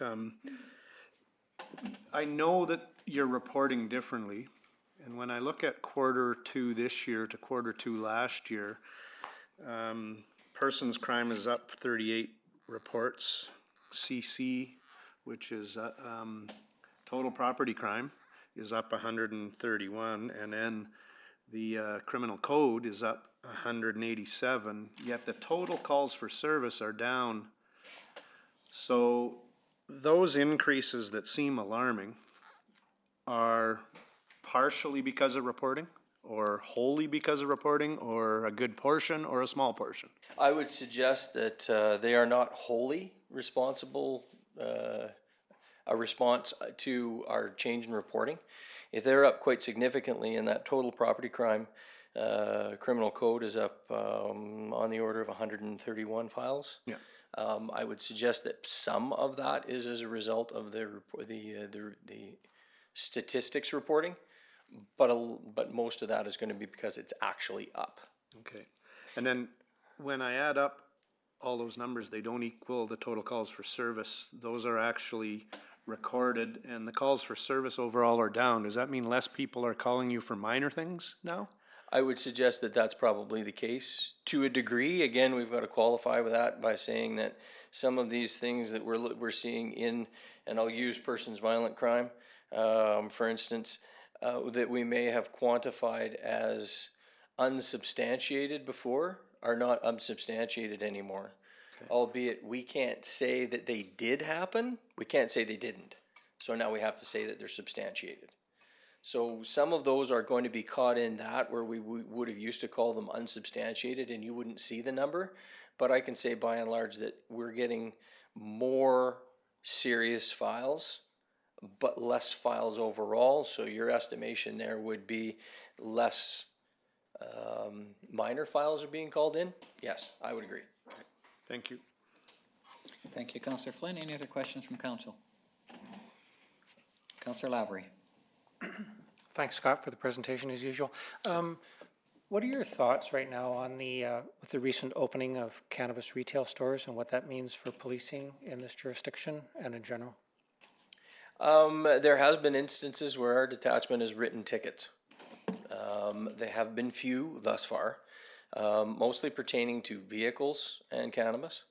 The larger impact might be as we move forward that the grounds will become different for searching of vehicles or other things and finding other things.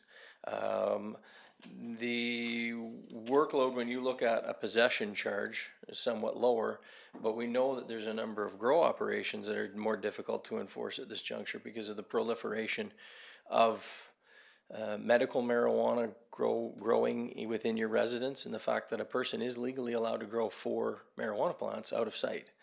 And then we know that there's some people that are taking advantage of that, and they're not growing 4, they're growing 40 or 100. And other places that have medical license that for, say, 100 plants are growing 1,000. Those are the difficult issues that we're going to have to find a way to navigate as we move forward.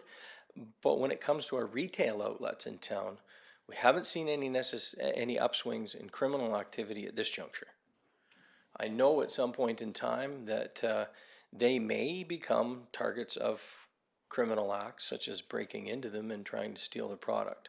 I have actually seen one of the outlets, and the security has, this particular owner has gone well up and above and beyond what was required by the province for his security systems. So I can only estimate that other agencies would be the same, that they wouldn't just meet the minimum. They're going to try and protect their investment in their stores. But we haven't noticed any huge upswings as a result of that. Great, thank you for that. And along the same lines, just from a day-to-day policing perspective, comments on, and it's been controversial, and there's been disagreements even at this table on the panhandling and the impact both of safe streets and the city bylaw. But from a policing perspective, your thoughts on where we are now? Well, as you know, we started an education campaign last year, and then we told them that there may be a bylaw coming forward. The bylaw was well publicized, and to my knowledge, we haven't written a bylaw ticket with respect to panhandling in Salmon Arm at this juncture. Choosing instead to inform people that you can't do that here, you're going to have to find another place to go, and these are the rules. We have dealt with some complaints of panhandling, and that we've dealt with them in just that way. So at this point in time, to my knowledge, we as an agency haven't written any bylaw tickets with respect to that. And I made it clear to the membership at the detachment that if we see 3 or 4 instances where we're dealing with the same individual, then that would be the time to maybe look at the enforcement of that bylaw, but not in the first instance. And they've been very respectful of that and respectful of council's wishes. And I'm happy to report that we haven't had as many complaints or seen as many instances which would raise the ire or concern of the business community downtown. I think that it's been fairly good this summer that way. Thank you very much. Welcome. Thank you. Any other councillors have questions for the staff sergeant? Scott, a couple of comments from me. First of all, always appreciate the downtown foot patrols and your reporting of them. I know visibility, I think, is one of the best ways of prevention, and appreciate you fitting that in where you can. Thank you. And also your comments about police-based victim services and the work those people do. I know it's very important work. The only question I have was around the stats in the rural area. It seems like it's remarkably less during the second quarter, 219, 586 to 373. Could you comment on that? I think we're back again to the quasi-rough spring that we had, the inclement weather. The cabins opened up a little bit later, or maybe they haven't opened up at all this year. There's an economic factors that go into all of that. I can say that when you look at it, though, when you look at the criminal code side of the house, in the statistics, total criminal code is up over the year before, and it may be following suit with the city. Less actual complaints, but the complaints that we do get are more serious. And when we look at the property crime side of the house, that's up. And I'm not going to say it's up substantially, but the indicators are here that it's up, of course, because we changed our statistics reporting. And the motor vehicle collisions are down. Well, that could again be because part of what we're doing is a $10,000 threshold rather than a $1,000 threshold. So those types of things would seem to indicate that the files that we're getting are more serious, but we may be getting less of them. But still means that we're spending as much or potentially more time, because a criminal code investigation takes much, much longer and eats up much more resources than a simple, I attended, nothing to see here, concluded, which you can do in, 15 minutes plus driving time. Whereas a criminal file, you're looking at 6, 8, 10, 12, 18 hours in order to come to a complete investigation, and then possibly another 12 or 14 hours in order to get something through to Crown Counsel, and that's not counting the staff time in order to transcribe the statements that may be involved in something like that. So when you look at them, then when you look at the severity, then you start to get a real picture of the time that it's going to take. But yeah, I would suspect they're probably down just a bit because our tourist season didn't ramp up really fast like it usually does with the hot, dry weather, as evidenced by the fact that we're not all chasing forest fires around the neighborhood. So it's good. Thank you very much. Really appreciate it, Scott, and appreciate your comments about Constable Booker. He's a prime example of people not just being police constables in the city. His family was just a wonderful family to have here and very involved in everything. So wish them all the best in New Brunswick. Thank you very much, Mayor and Council. Staff. All right, we're looking forward to a presentation from Downtown Salmon Arm, and I see lots of representatives. Great to have you here. Talk about business improvement area bylaw. Welcome, Lindsay. Please come forward, and any others that wish to join you. Well, thank you very much. Lindsay Wong, manager of the Downtown Improvement Association, Downtown Salmon Arm. Thank you very much for having us here today to present on our proposed new bylaw with the City of Salmon Arm. So we're going to have a couple of different presenters. So then the first presenter up will be Ron Langridge, who is our president.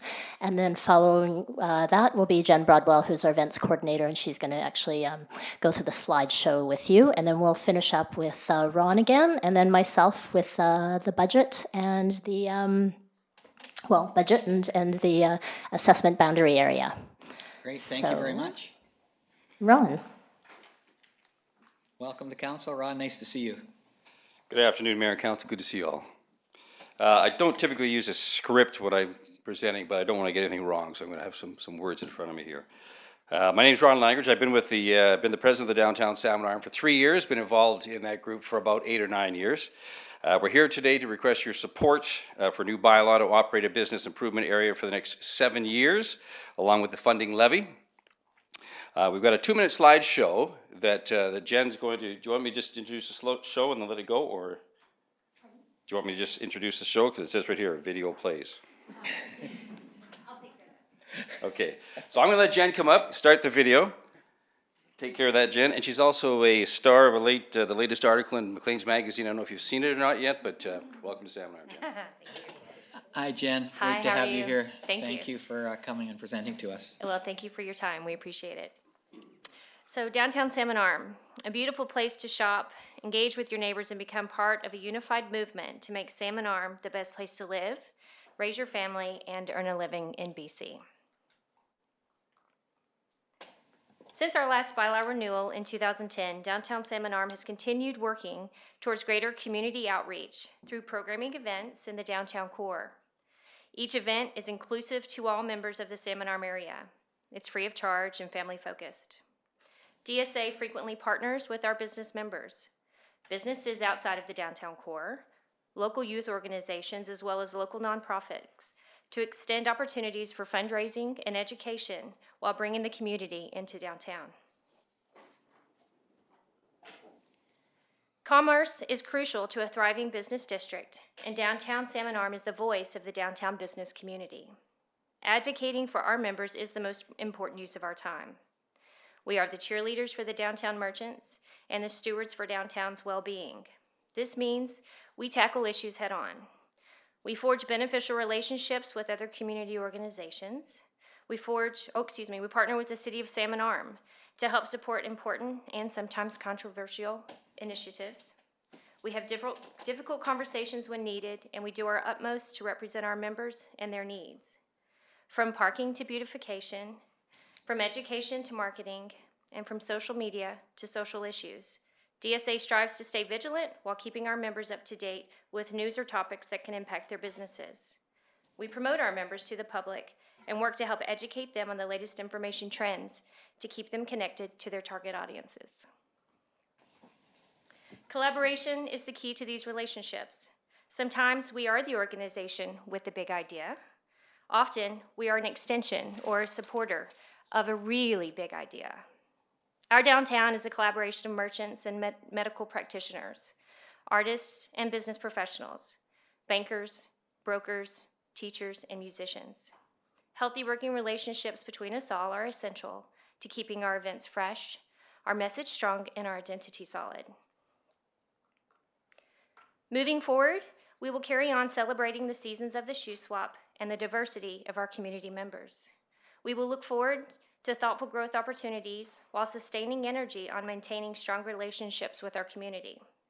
We will support meaningful development while we continue to keep our downtown Salmon Arm safe, beautiful, and a destination sought out by locals and tourists alike. Thank you. Thank you very much.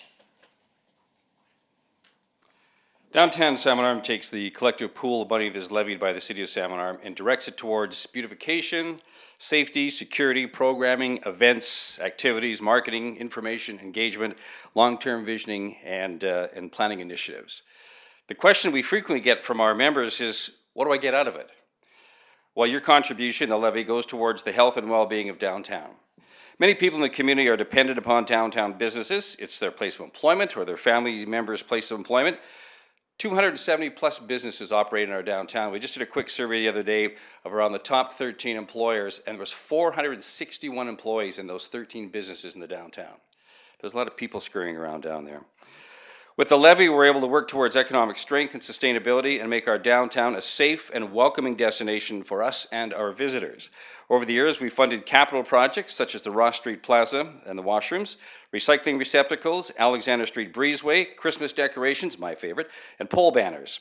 We provide events and activities like the spring cleanup, Eats and Beats, Multicultural Day, outdoor movie, downtown live music, the Apple Fest, Halloween treat trail, downtown light up, breakfast with Santa, and the winter bonfire night held on the winter solstice. Beautification projects have included gateway entrance signs, wharf signage, wrapping of the BC Hydro boxes, the recycling depots have been wrapped as well, seasonal banners, the grad flower bed, and sponsoring a Christmas tree. We're a busy group. Our marketing promotes downtown Salmon Arm as a destination that includes videos, dining and entertainment guides, active social media, local newspaper ads, Shaw TV, and outside event calendars. Communication engagement with our members in the community include the Downtown Update, our regular newsletter, panhandling information, membership emails, social media workshops, and FAM tours. All in all, it's a very, very active place. It's been a pleasure of mine to serve on the board for the last 8 years. I think we can all agree that our downtown in the past 10 years has changed in a lot of different ways, and all of them for the better, and we certainly look forward to the years coming up. Thank you. Lindsay? Great, thank you very much, Ron.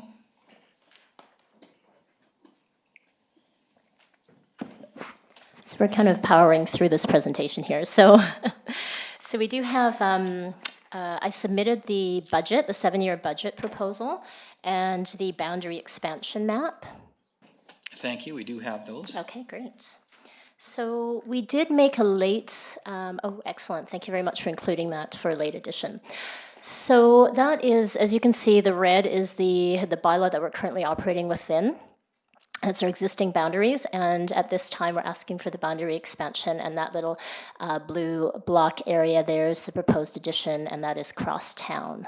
So that is our request, that is to be included in the proposed bylaw, and then we also have the 7-year budget. So I can just answer questions, I think, at this stage.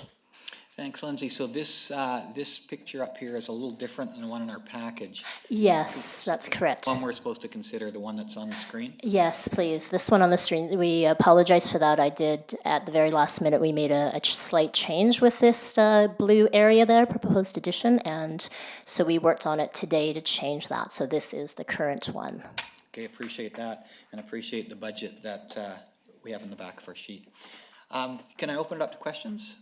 Or do you have some more you'd like to share with us? I think I'm just comfortable with just answering questions at this stage. I mean, we heard presentations by both Jen and Ron, and I think our actions has really supports what we do and what we want to continue to do over the next 7 years. So I'm just happy to open the floor. And the budget is probably quite key, so I'm happy to answer. It's not easy to prepare a 7-year budget when things can change greatly in even 2 to 5 years, so please ask. Sure. Is there any keys in the budget you wanted to talk to us before I open it up?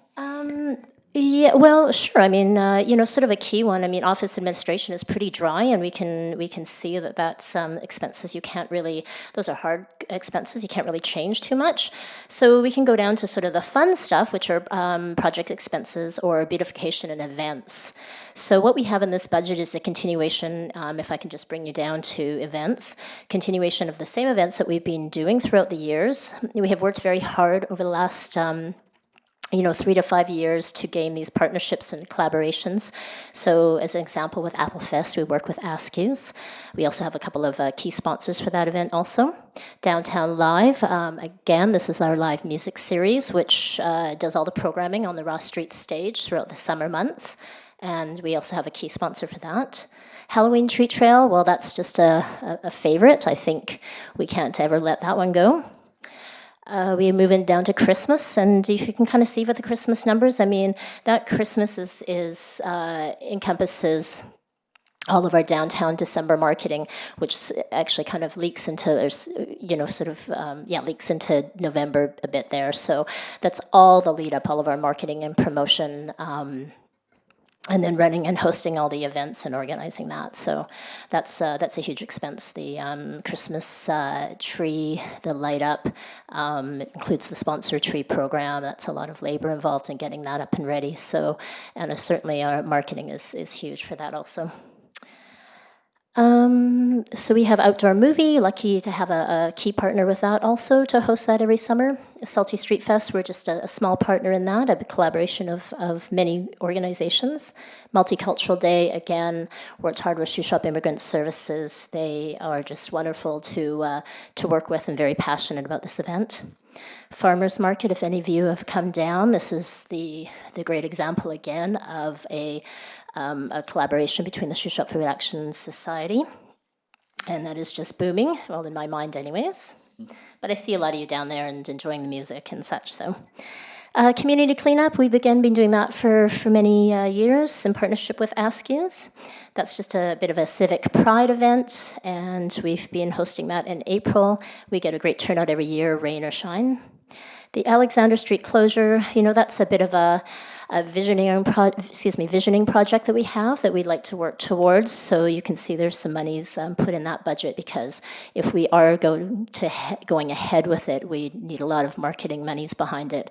Certainly programming would have to be, made sure that it's right up there as far as having entertainment and things filling the street.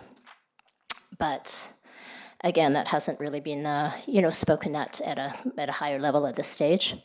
And other projects, we certainly know that they come up in any budget. So there's some funding there aside. Bike transportation is one. We'd like to see more and help out more with that. We've spoken to the Shuswap Trail Alliance regarding some walking loops, having signage for that would be great when the underpass goes through. Certainly the wharf, we love the wharf. We want to do more there. We'd probably update some signage there would be great. And we also have the breezeway, which is, we're still working towards, some more decorations and possibly some murals or something more, interesting and appealing aesthetically on the inside. So that covers that. We can just go quickly up to project expenses. Beautification, that's a key for us. Banners, those are the hanging pole banners you see around town. Wayfinding signage, again, that's a larger project. Certainly economic development through the MRDT funding has really ramped that up, but we're also a part of that. We want to have some great signage for downtown. I've got Christmas decorations, so that part there is different for our Christmas under events. That is for capital expenses. Again, things are not cheap, so one sort of, fancy pole decoration can be up to $1,000. So that's probably a pretty small budget, but that's what we can put aside and start to build on that. Grad Flower Bed, that is a partnership with the high school. Graffiti removal, we just have a little bit of funding in there. Streetscape and sidewalks, that's again for additional beautification. And the street cleaning contract, which is, as I've commented, a flow through from the city of Salmon Arm. Any questions on that? I think that's great, Lindsay. I see a couple of councillors do have questions. Sure. We can go to that. Thank you for going through that for us. Councillor Cannon and Councillor Flynn. Councillor Cannon. Thank you.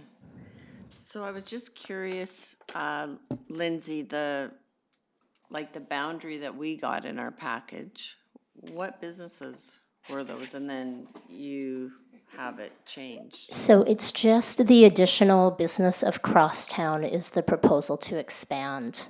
So it's Crosstown, which is up on the highway, 650 Trans-Canada Highway.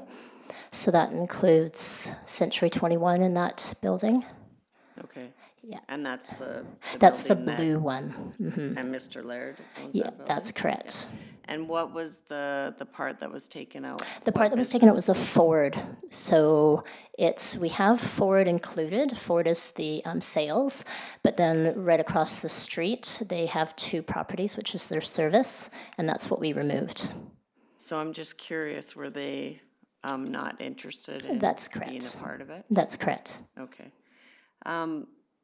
I guess 2 questions. This is coming up for renewal, and you're looking for an added boundary as well as a 7-year renewal instead of the 5-year. Yes. And I've always said that the properties this side of the highway really aren't downtown businesses in my mind. Mm-hmm. And they don't really go hand in hand with the promotions and stuff that are done in the downtown core. Do you know kind of the wish of the businesses on this side? Like, have you chatted with them? Like, are they all okay with being part of the downtown levy? Are they okay with it? Yeah. Have you talked to them recently? No, I haven't talked to them recently. So how often do you kind of communicate with those businesses on that side? I would say regularly. With our promotions and our advertising and our newsletters and our membership queries that go out, we do communicate with them. Okay. And they have the opportunity to also communicate with us. We do hear from, there's obviously a couple of regulars that we would hear from, and certainly many that we don't, just as it's the same in the core area, what you might say. So the Ford dealership, because they have that property that you took out of there. Yes. They weren't interested in being part of the expanded area. That's correct, and that's because they already are included. Their other properties. That's right. And they're fine with that? They are. They are as it stands. Okay. Thanks. Thank you, Councillor Cannon. The addition, the piece that Councillor Cannon referred to, the Ford piece, that was not a part previously? No, that's right. So it's not that it's just that you're not adding that piece. That's right. You're not taking them out. Okay, I understand. Thank you. Councillor Flynn. Thank you, Your Worship. And I have been the city rep on the downtown Salmon Arm board for a number of years. And I think for the benefit of council, it might be worthwhile to introduce or have your board of directors introduce themselves and tell us what business they represent if council doesn't know, because I want to show the diversity of the businesses that are involved. Right. And so I don't want to put everybody that's sitting there on the spot, but I'm going to. I don't think they'll mind. Okay. I think it's a really good idea, Councillor Flynn. So if you don't mind just standing up and saying who you are and what your business is. Okay. I'm Jenna Meekle. We have Meekle Studios. It's an art studio. We're just downtown across from Askew's. Thank you. Lakeshore Drive there. Thank you, Jenna. Thank you. I'm Ken Hari from Saskew, probably one of the more major employers in the downtown core. I'm Althea Mongerson, and I own Entwined Fiber Arts. So we are the yarn and fiber retail store currently next to Candy Vault and Deb's Style. That has the great windows. That's right, yes. I'm Jackie Pedro. I am from the Hub International Insurance Office. Hub International also our sister organization, Beacon Underwriting, just down the street.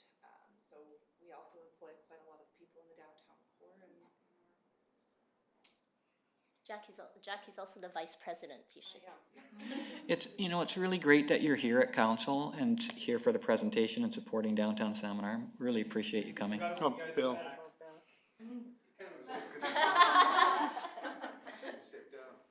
I had the privilege of representing a number of tenants downtown and had worked with Jackie and the rest of the crew for quite a few years. So it's a privilege to be here. Thank you. Thank you, Bill.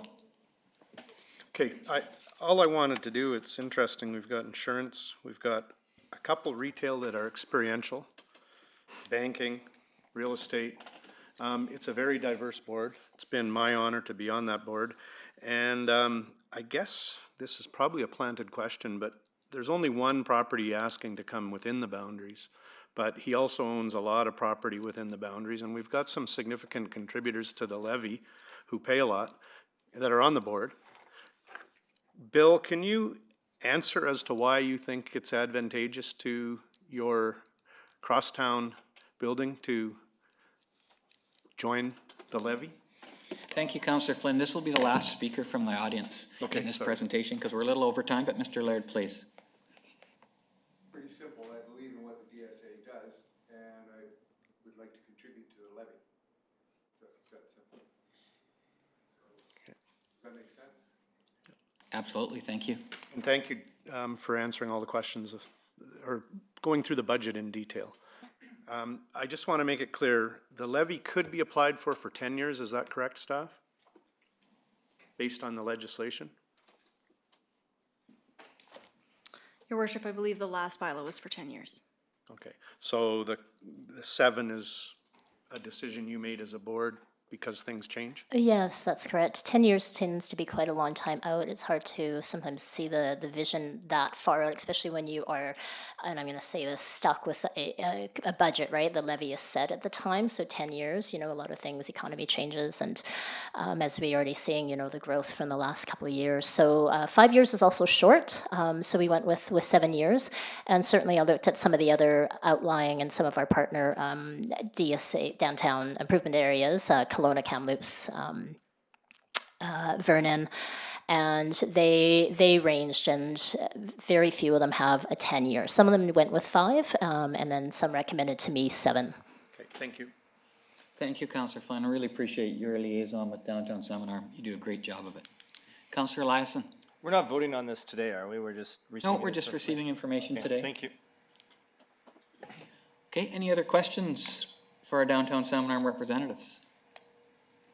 Thank you very much. Okay, well, thank you. And I just want to say, sorry? Go ahead. Am I interrupting? Okay. Just want to say thank you to Councillor Flynn for being our rep.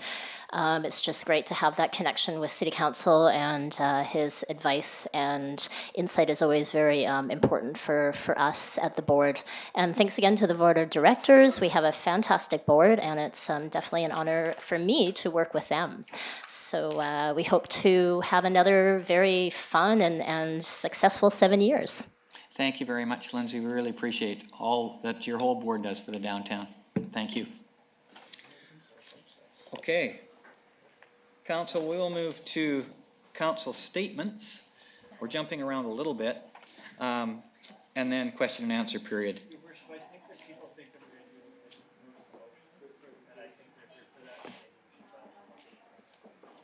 Okay.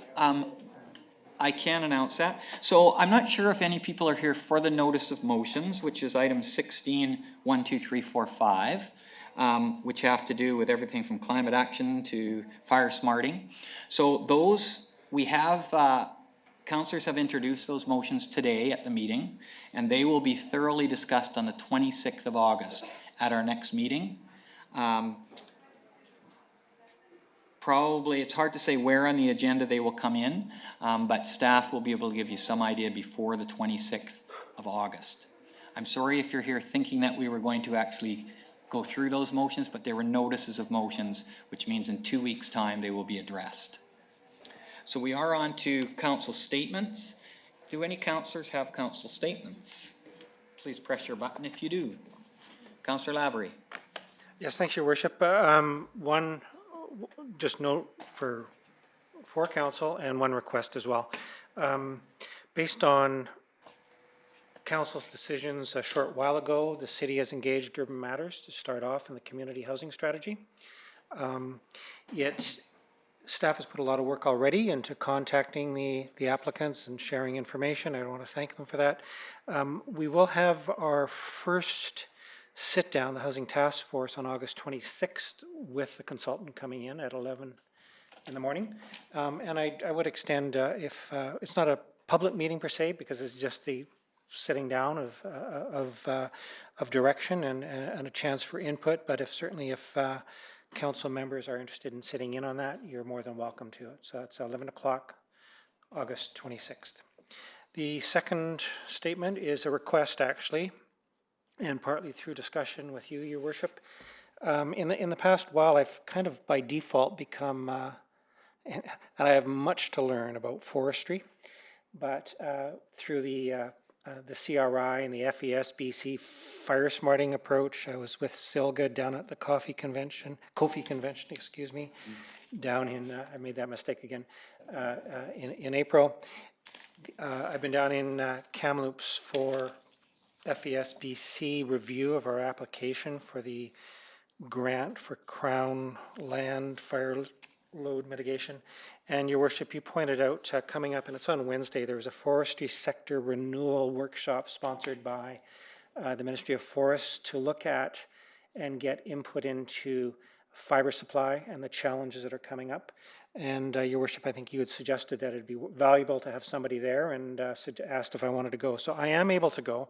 I would request from council costs associated with a full day down in Kamloops. Thank you, Councillor Lavery. First of all, really appreciate you volunteering. I'm not able to go, and I think it really fits into your what you're doing. And so, although it's not absolutely necessary, Councillor Lavery was comfortable with having a motion. So could I have a motion, Councillor Flynn? Seconder to the motion, Councillor Eliason. Any discussion around the motion? All those in favor? Thank you, and appreciate you going and becoming our forestry expert. Do you have any other items, Councillor Lavery? No, that's okay. Any other council statements from council? Okay, I just want to report on the Fall Fair meeting. Thank you, Councillor Lindgren, for inviting me to go to the Fall Fair meeting. Hadn't been to one for a long time. And I know how council loves it when I talk about the Fall Fair and entering. But this year's Fall Fair is coming up 6th, 7th, 8th, and it is the 122nd annual Salmon Arm Fair. Maybe the oldest event in the city. And their theme this year is Be Part of the Growth. And they're really, I was really pleased to hear, like they're really stretching out and trying some new things. It's going to be a dance on Saturday night with a beer garden, funded partly by a local business and by Rotary. So hope that some of you can make it on Saturday night. They'll have music there. They're doing the Super Dogs again this year, and the mini chuck wagons, and of course Elvis is back. Brian Minter will be at the fair on Friday at 3 p.m. Doing a presentation in the gardening stage. He'll be there to make a presentation in a 15-minute question and answer period, and that gardening stage will have other things during the fair. The other thing that they're working on is one of the capital projects. They're going to pave a section of their grounds. Probably the one you remember as being the muddy section when it rains. So they're hoping to have that done for this year's fair, which would be great. They are looking at improvements. And the deadline for your entry, if you choose, is the 26th of August. And as we talked about as a council, we hope to represent the city in the parade, which is on September the 7th. So thank you for the opportunity, Councillor Lindgren. I enjoyed meeting with them again. Okay, the only other item we have is question and answer period. Are there any people in the audience who have a question for us? If you do, please come forward to the microphone.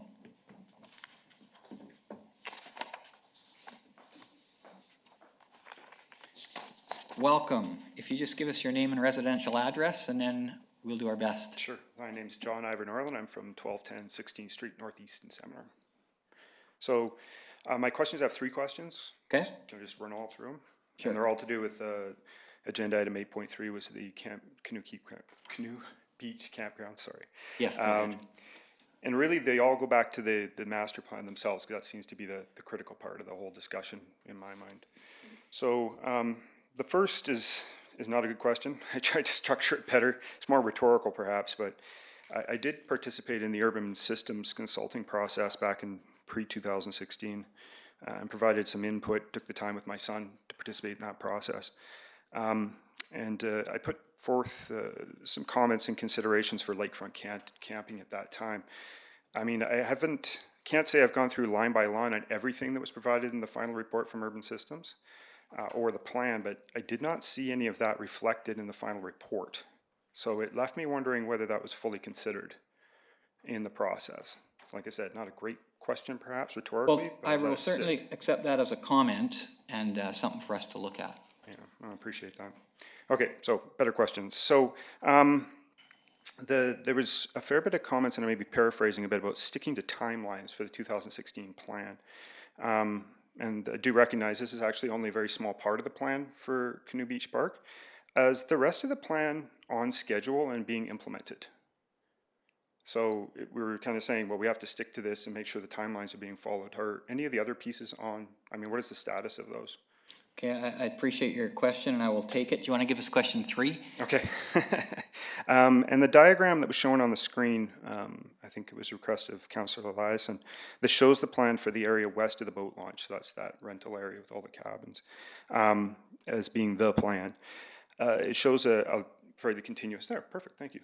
So you can see kind of the road that's intended to go for the turnaround. I also noted that the Director of Engineering stated earlier in the discussion that the development of the road could only go, I think the term was halfway. So that would imply that that plan is no longer applicable at this time. Is that a fair statement? Okay, appreciate that question too. I don't know if those are questions we can answer right here at this moment, but we will certainly get back to you and answer them. Okay. Okay, I think it will take some discussion and some time for staff to put them together. Okay. Would it be helpful if I just sent an email to somebody so they just have those in writing? Absolutely. That would be really helpful, and maybe the CAO could, or Kaylee could just provide Ivor with the Director of Engineering and Public Works email. Are you comfortable with that? That would be helpful. Thank you. Okay, and you can include CCs of council there.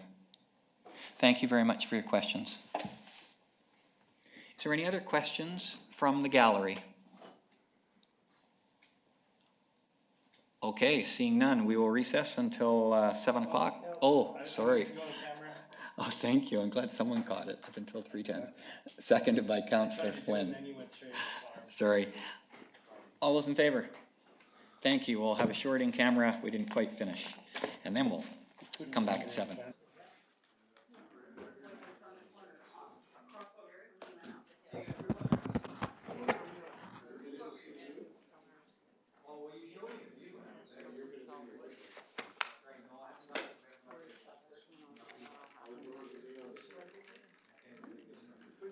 Did they shoot each other? Or themselves. It didn't really elaborate, but they Good evening, councillors. Welcome back. Good evening to those in the gallery. Nice to have you here with us, staff. We're going to resume this council meeting of August 12th. First item, just before we proceed with hearings, is disclosure of interest. I'll ask councillors if any of you have a disclosure of interest on any of the items we're looking at this evening. Okay, seeing none. Staff, is there any additions to agenda? None from staff, Your Worship. Okay, we'll proceed then. So for members of the gallery, we have 2 development variance permit hearings, and we will make decisions on those variances right after each hearing. Then we have a statutory public hearing on a zoning amendment. So we'll have a public hearing about that, and then we will reconsider that bylaw after we close the hearing, so we'll be voting on that at that time. So we'll start with our first hearing item 21.1, and I have an opening statement to read. I'd like to open up the hearings for VP 499 and VP 500. Following the reading of the motion, I will request the Director of Development Services to explain the development. I will then ask 3 times for submissions from the gallery, given the opportunity for the applicant and then the public to speak. Council will also have the opportunity to ask questions. Once this is complete, I will close the hearing and Council will vote on the motion. So we have a motion on the screen. Is there a mover and a seconder to that motion? Councillor Eliason moves. Second, Councillor Lindgren. I'll ask the Director of Development Services to explain the proposal. Development variance permit number 499 is applicable to 5731 Auto Road Southeast and 5590 46th Avenue Southeast in the Industrial Park. There's 2 owners for 1 variance permit application. One of the owners is T1 Enterprises and the other owner is Dynoflex Holdings Incorporated. And both companies applied for building permits this year for different scales of development on the properties. These are the 2 properties under application. With a building permit application, that triggers the city's subdivision and development servicing bylaw. And in this instance, those requirements included the installation of fire hydrants. For this property, the T1 Enterprises? Yes, T1 Enterprises, represented by Tom Bowman. It was a relatively small building, 2,300 square feet. And the required fire hydrant would be on the south side of Auto Road. I'll show you a better map in a minute. And Dynoflex had a larger building with their permit application, approximately 10,000 square feet.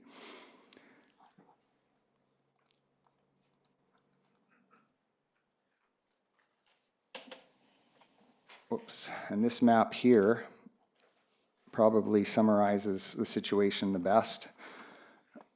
The existing fire hydrants in this area are shown as yellow, and they have yellow circles around them.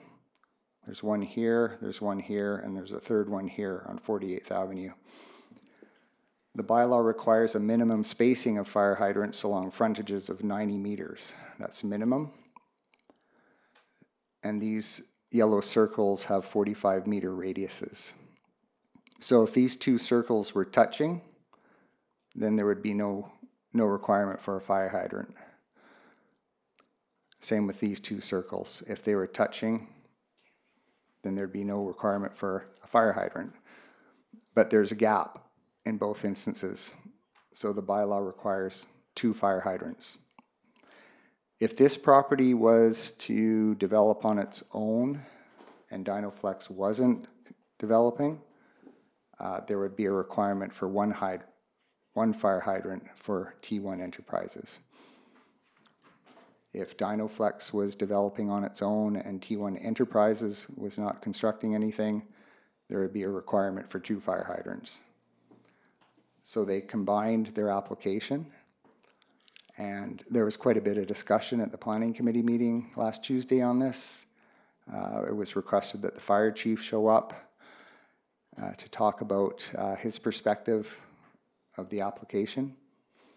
And the Director of Engineering, myself, can answer questions too. Great, thank you very much. And thank you, Chief, for being here right in the front row today. Yeah. Great to see you. So I'll ask, open the hearing by asking if the applicant, I see Mr. Bowman's in the audience, and there may be a representation as well from Dynoflex. So if you'd like to come and speak to us, please feel welcome to come forward to the mic.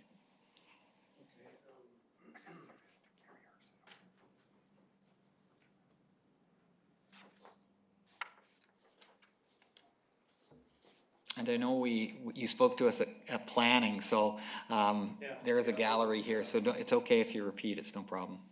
Okay, just just have the small property there with a 2-employee business.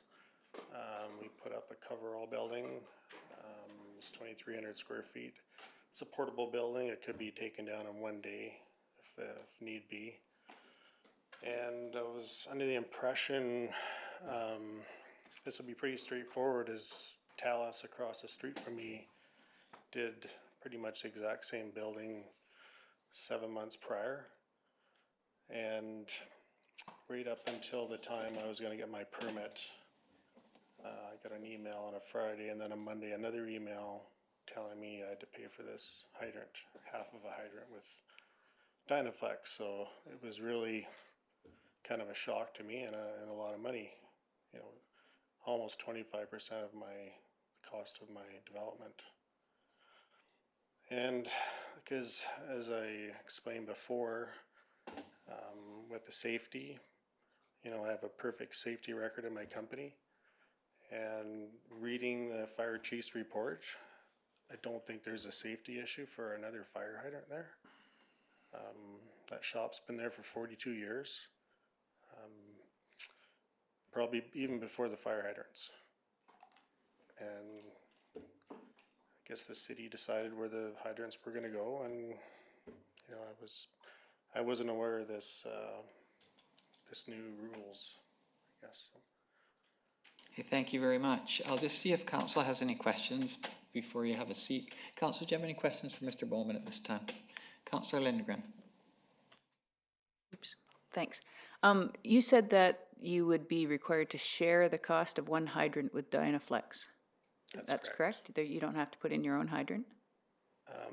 2 hydrants. If I wasn't doing a development, they would pay for 2. I shared the cost because we were both doing a development on the one hydrant. Shared the cost of one hydrant? Yeah. Okay, thank you. Thank you. Any other questions? Okay, I don't think at this time. Thank you very much. Thanks. I'll ask for a second time if there's any presentations on this variance from members of the gallery.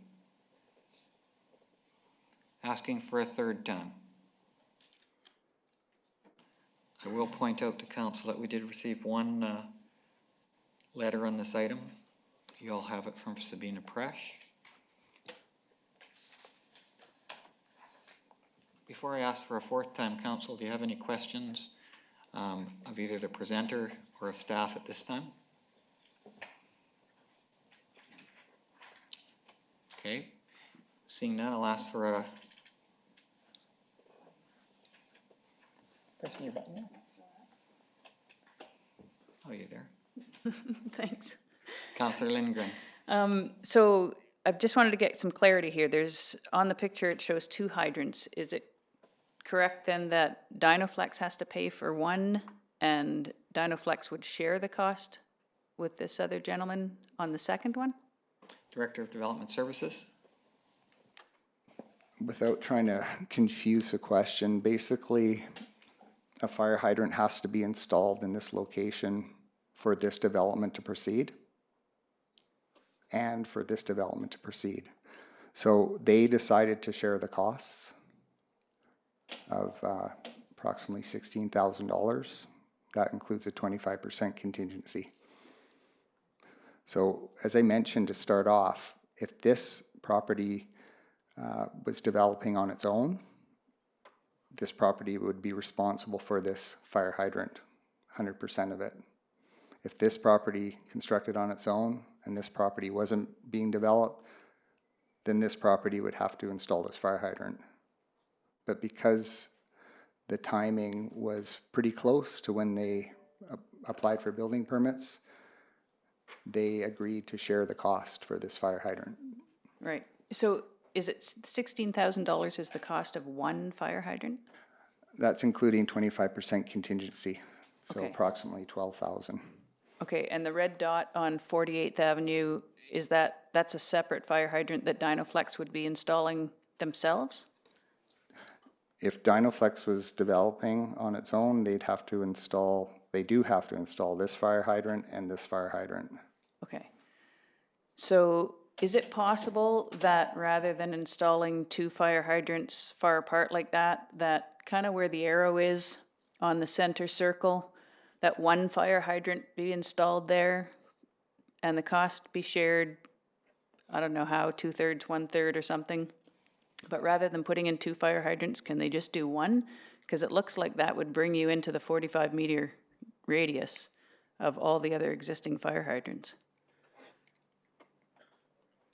So I think Director of Development Services, see that yellow arrow on that's touching the circle? Yep, I think, that one. yeah, Councillor Lindgren's asking if the fire hydrant were put there, would it not meet the bylaw?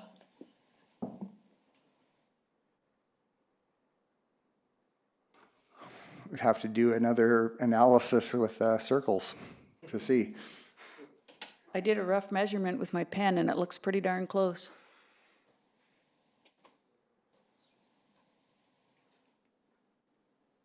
Okay, well, we'll leave that with the director. Councillor Lindgren, do you have any other questions at this time? Not at this time. Thank you. Councillor Flynn. Thank you, and Chief Shirley, I apologize. I'm the one who asked you to take time out of your Monday evening to join us. So what I'm struggling with is that the fire chief says that there isn't a concern, yet our bylaw could, not putting it there, could impact our fire underwriters' status. And I guess my first question is, in the industrial park in general, how many places do we have the meters or the fire hydrants this close together? And are the only places we're going to ever get there the ones that make changes? And can you explain to me the difference between you saying there's no problem with fire flows in those locations and Director of Engineering and Public Works and Director of Development Services saying here's our bylaw, in order to keep our fire underwriting levels up, we have to meet our bylaw? Because that's what I'm struggling with is, and I hadn't even thought of the neat idea of putting one right in that spot because that might solve all our problems, but why is there a difference between the fire underwriters and what the fire chief says would work? Director of Corporate Services, you're sitting in that chair. Fire Chief, can you try to answer that question? Yeah.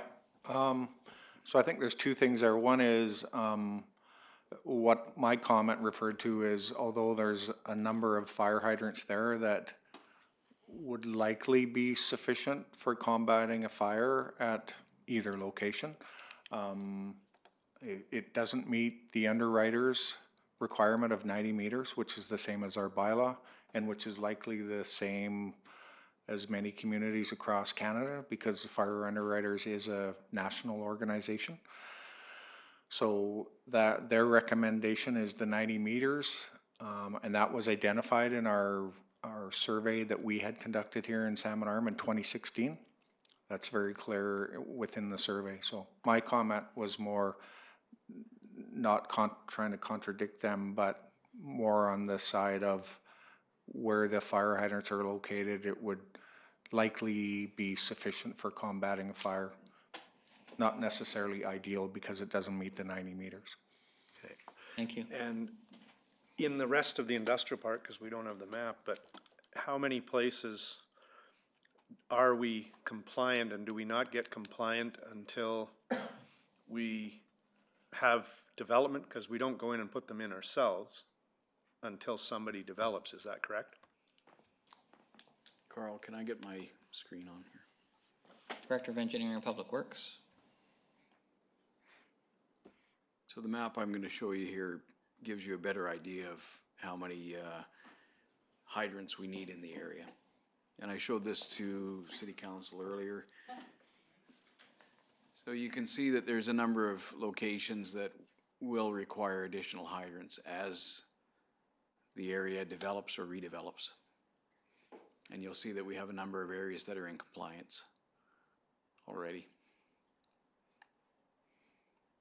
So all the circles, where they touch, we've got more than good coverage.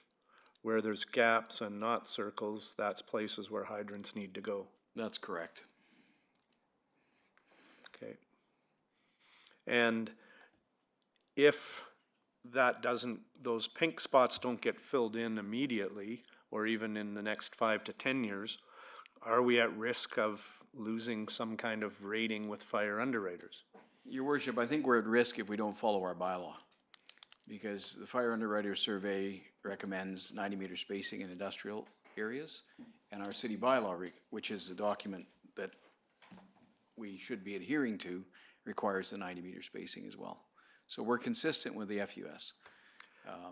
So I guess in answer to your question, if we change that and we're not consistent, then that may be an issue for us in the future with the insurance ratings or with anything else. Okay. And then the last question is related to what I'm assuming are private hydrants in blue on this map, and there's no radius around them because we can't count those because we don't necessarily have access. If needed, we don't check flows, all of that.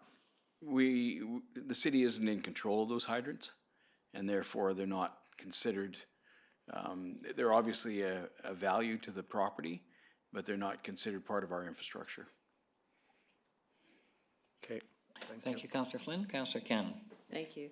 So further to that, the private hydrants, is there, so there's no reporting to our fire department that they're kept in good working order? Is there any communication? Fire Chief? There is a requirement that they are tested annually, and I know that that particular one at Dynaflex is. Okay.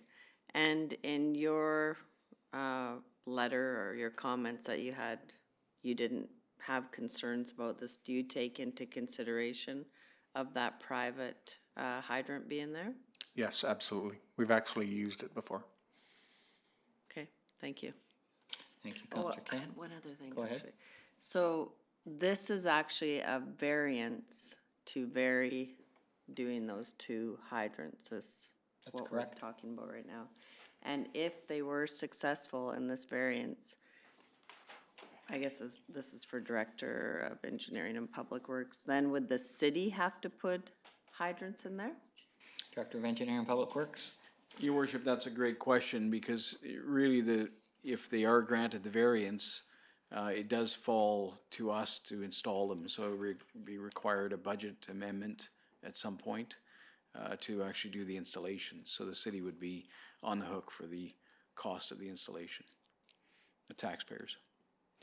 Because of our policy on Because of our the bylaw. hydrants, And your because it's our also bylaw. a safety concern, right? If you're not meeting the standard at that time, if there is potentially a large fire in the area and we aren't meeting and there's a record of us granting a variance, that might cause issues with insurance down the road. I can't speak to that directly because I'm not an insurance expert, but there is a chance of that. So then in these purple areas that we see where the dots don't connect, would the city be looking at putting those in at budget time also? No, Your Worship, those are only done when development happens. So because if there's a chance of a variance being granted, then therefore the onus is on the city to install those, where those other vacant areas would just happen as development occurs. Okay, thanks. Thank you, Councillor Cannon. Councillor Flynn? Yeah, thank you, and I appreciate the opportunity to ask some more questions because in all my years at this table, fire hydrants haven't been talked about as much as they have in the last 2 months. So looking at this, what about all the areas in the middle that are private property, backing on private property? I said that we probably need hydrants in all the pink spots, but what about in the middle of back-to-back properties? That's way more than 90 meters. Your Worship, that's all on site. And the building code, obviously, or the fire code is responsible for those. Our bylaw deals with everything off-site, so on the streets. I don't know if Kevin or the fire chief can speak to the on-site issues. But we've got 4 on-site ones in the whole industrial park, and we've got way more space without them. So I guess I'm trying to be too analytic here, clearly. We'll ask the fire chief if he has any comment on that. Yes, Your Worship, there are different spacing requirements for residential. for example? I'm not sure exactly what they are. I think 120, I think. 120. That's all industrial there, so. Yeah, so where are you referring to then? Well, area. right Oh, there. I see, okay, sorry. In between over here, all the places where there's, so some people have put in private.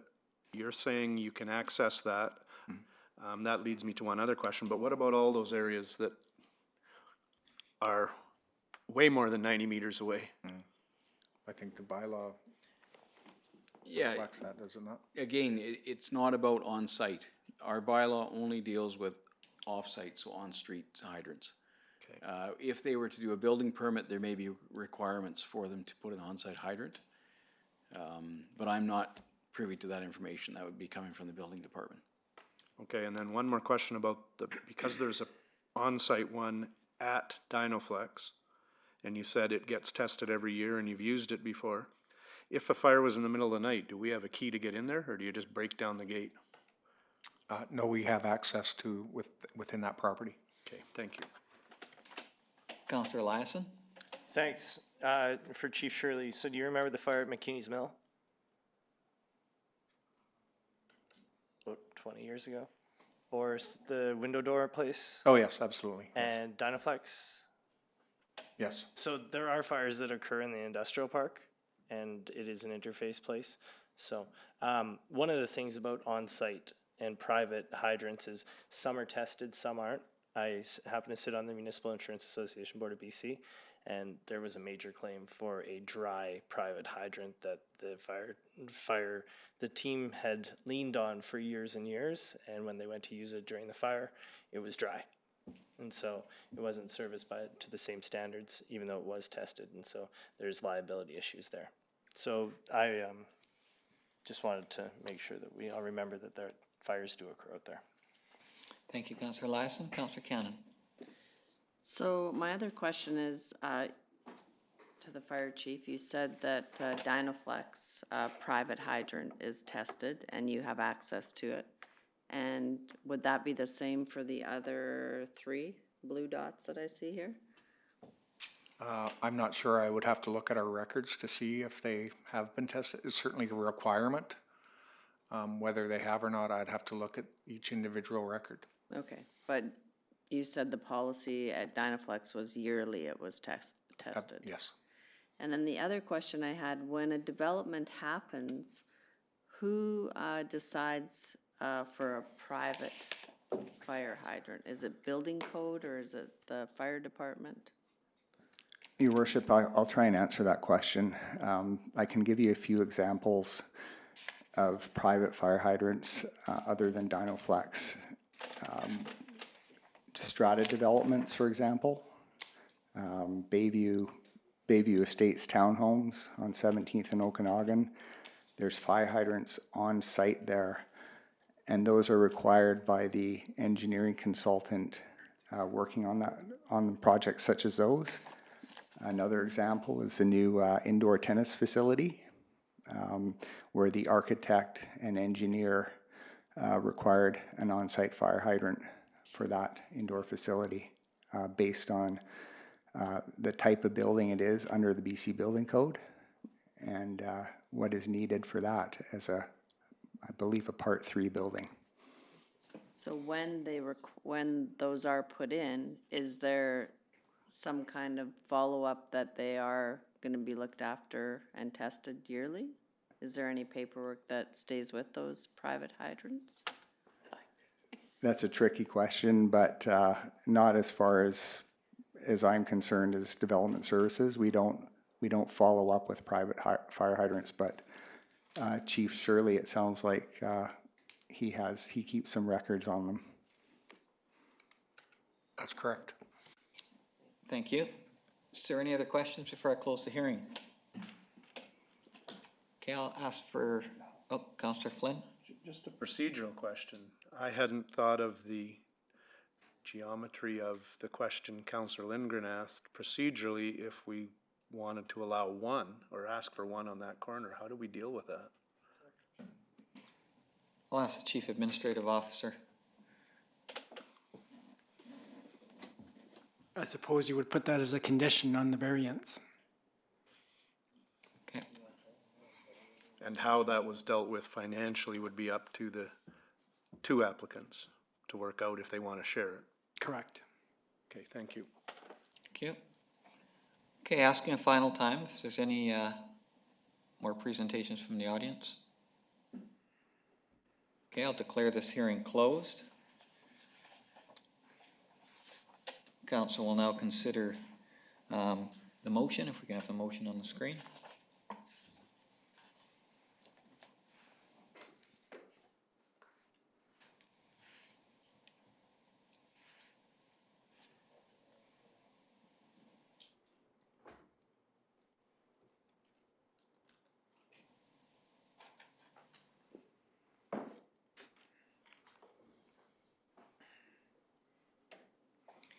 Could I have the administrative officer just read the motion for us, just so everybody's clear? Sure, it's moved by Councillor Lyson, seconded by Councillor Lindgren, that variance permit 499 be authorized for issuance for Lot A, Plan 28401, and Lot 1, Plan 59849, to vary subdivision and development servicing bylaw number 4163 as follows: waive the requirement to install a fire hydrant to the minimum 90 meter spacing. Great, thank you.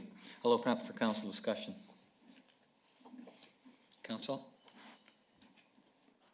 Councillor Lavery.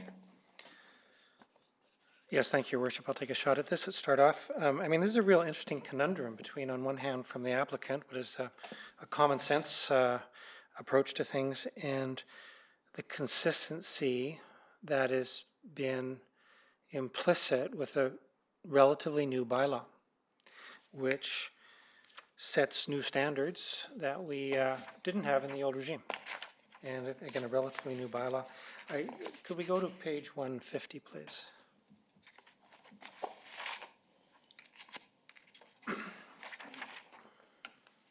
And towards the bottom where it says recommendation.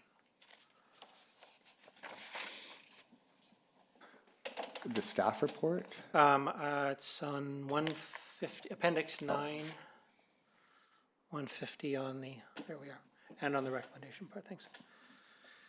So with this conundrum, I guess my thinking here right now is what is the best way to default to this? We've got, and I haven't seen this before, I haven't been here forever, but I have not seen a strongly recommended statement from our staff about staying with the requirement. There very clearly, it's been espoused and stated here that there's concerns about precedent of waiving these thresholds. We've already waived one in a previous one, and there's certainly more to the northwest that could possibly come through. And so when I think about this a little bit, I don't think this is overly bureaucratic, but I'm prepared to default to the standard that is part and parcel of the bylaw. I do note too in the second paragraph of the recommendation that I think it's a pretty direct statement to council is to say, hey, if you're going to start varying these things, we should direct staff to reduce coverage so that there is a consistency. And well, at this table we say often one application does not necessarily imply we'll do the others. I think this is a situation where consistency trumps some of the gaps. So I'm going to support this, Your Worship. I know at planning I made some general comments. I'll just repeat them a little bit here. We are talking of external access. We can't rely on internal capacities. And what is, and again, my self-cautionary note is I'm not a fire expert here at all, but I do feel that the industrial park is at risk of vulnerability based on its interface location with Crown land coming off Mount Ida. And if I'm faced with the dilemma of do we increase the gaps or close the gaps, I think that in terms of dealing with fire risk mitigation, that we stick to the standards that we've already set. I'm hoping nothing ever happens up in that area, but it's a significant economic driver, and it's very possible we will need regular access each along those spacings. So I agree with the spacing recommendations. I understand the common sense approach to this, but I will default to our relatively new bylaw because I do believe it has precedence down the line as well. And it's not to have this gentleman pay the cost of consistency for future applications. I think it's an appropriate way of sticking to the bylaw. Thank you, Councillor Lavery. Councillor Flynn. Thank you, and I'm a little confused. Are we still allowed to ask staff questions after the hearing closes? Okay, because you kind of, okay. So we don't know if the one in the middle would work, and it may make the circles touch, but it may be a foot or two or a meter or two where it doesn't. I can't believe that the fire underwriters would, if we've got 93 meters instead of 90, be an issue, but I would be more comfortable with at least one fire hydrant on that corner. Puts two very close together, but I think it would possibly achieve the bylaw. But I don't know that, and I don't know how to deal with that, because I'm just doing the little circles in my head, and I think we're really close.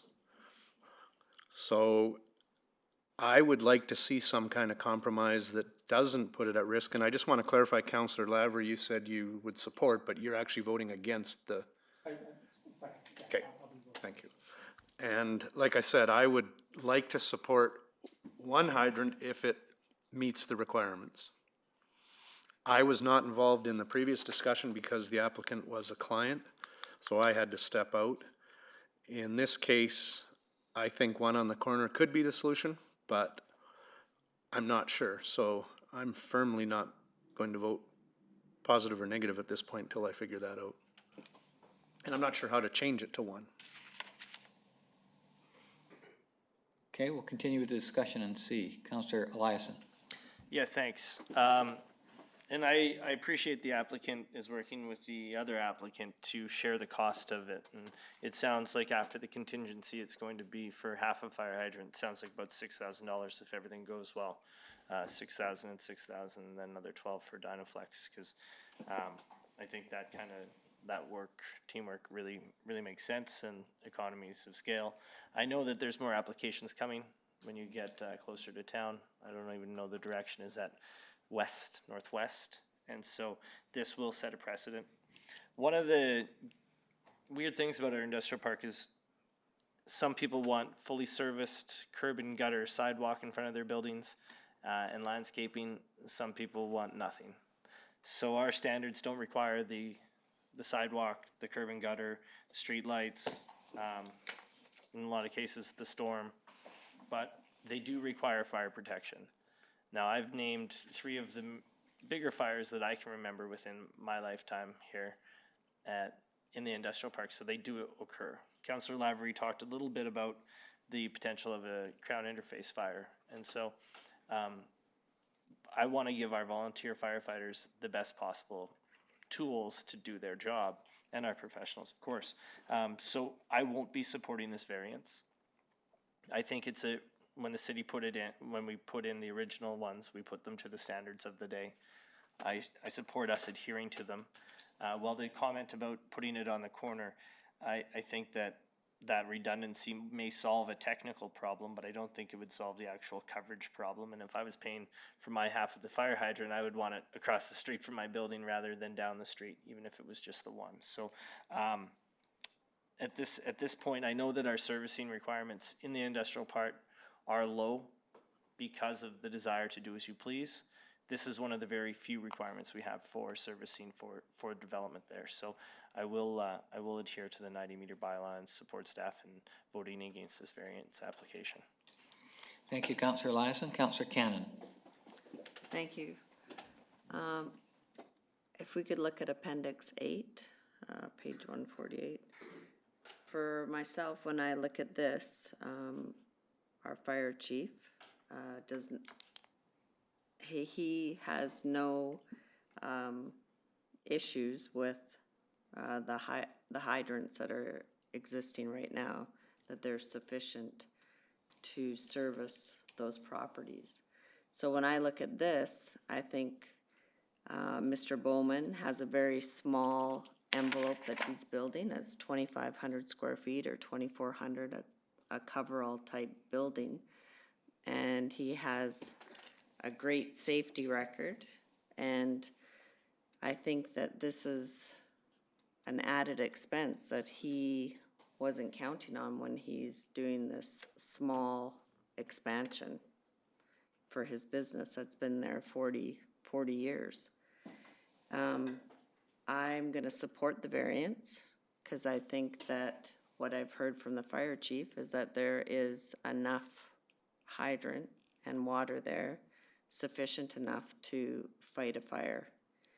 So I think because our bylaw is relatively new, and when you look at the map of the fire hydrants and take into consideration the one on private property at Dynaflex, I think there's more than enough water flow there to fight the fires in those for those two businesses for sure. So I'll be supporting the variance. Thank you, Councillor Cannon. Councillor Lindgren. Thanks. I'm just wondering if this motion were defeated, is it possible then to make a new motion? And the reason I'm asking is because I'm looking at this option to have one fire hydrant in the corner rather than put in the two along the streets. It sounds like we have adequate fire coverage or hydrant coverage. Councillor Eliasson's concern about, if he was paying for half of that hydrant, he'd want it right across the street from his business. That's a fair comment, except that we've heard from the fire chief that currently where the hydrants are, they could fight a fire at that property. So having one directly across the street from your property or directly in front of your property or down 20 meters towards the corner seems like would both satisfy the firefighting requirement. And if we put one in the corner, we can also probably satisfy the requirement for the underwriters to have them 90 meters apart. And even though we would have two fairly close, it looks like maybe 30 meters apart in that corner. And so maybe we have overkill in the corner, but we've also satisfied both of the requirements we're trying to meet here. So if this motion were defeated, would it be possible to make a new motion to install one fire hydrant there instead of two? Or does the variant have to come from someone else? Chief Administrative Officer. No, Your Worship, the way to do that, as I said earlier, is to amend the motion to say council approves this variant subject to the installation of a hydrant in the corner which meets the standard. So follow up with that, Councillor Lindgren? I would like to amend the motion to replace the two required hydrants with one hydrant in the corner of 48th Street and Auto Road, 48th Avenue and Auto Road. Is there a seconder to that amendment? Councillor Flynn. Councillor Lindgren, would you like to speak further to the amendment? No, I think I spoke to it before I made it. Okay, thank you. Badly. Councillor Flynn, would you like to speak to the amendment? I mean, like I said, I'm firmly on the fence or on the hydrant. I don't know which side to jump. But I think one is a reasonable solution. Like I said, I think it's close to touching, if you put the circle there, it would be close to touching both of the hydrants that exist. I guess I do have a question though. We've had to have done lots of fire hydrants lately, and how do we need a 25% contingent on a $12,000 cost? So right now we're talking about the amendment. So okay, if you so could save related that to the amendment, question. I will support the amendment. I think it's a reasonable compromise, and how the applicants decide to split it is up to them, but I sure would like to see if the circles touch. Thank you, Councillor Flynn. Councillor Eliasson. How do they split the cost? Like that's well. Councillor Eliasson has the floor right now. Yeah, please. Thank you. Because really what we're doing, like let's take the veil off this. There's a really big building permit for $640,000, and there's a really small building permit for 2,500 square feet. Okay, and so what we're trying to do right now, the little guy with the really little permit is asking for a variance of 6,000 because it's a huge portion. The big guy is asking for a variance for both of them, for the 18,000, which is a really small part of the building permit and the development cost. But what this proposed amendment is doing is saying little guy still gets to pay half, and big guy still only pays a little bit for the whole thing. So, I mean, that's the catch-22 of these things being together. So I can't support the amendment because I don't think it achieves what you want it to achieve, given that. So, and I don't think it achieves what you want to do given the fire underwriter coverage either, because you want to fill in as many gaps as possible and cover as many properties as possible. So there's even if you put in the one, there's still going to be blue lines, purple lines. Purple lines. So personally, and I don't know how Mr. Bowman feels about this, but if I'm still going to pay $6,000 and it's my business that I'm paying the $6,000 for, if I make it up here, I don't want it down here. There. I am nimble. Thanks to this, I don't want it there. I want it, if I'm paying the money for it, it's my business. And if I'm buying that property in the future to run my business, I want that fire hydrant across the street if it's going to be a huge part of my coverall building. So I would have a hard time paying for that one if that was me. So, Your Worship, it appears that it does not meet the standard, but that doesn't mean council cannot make the amendment and grant the variance. Okay. So given that we see that the circles don't line up and cover the whole thing, I can't support this amendment. Thank you, Councillor Eliason. Councillor Lindgren, I'm going to give you the last opportunity to speak to the amendment. Sure.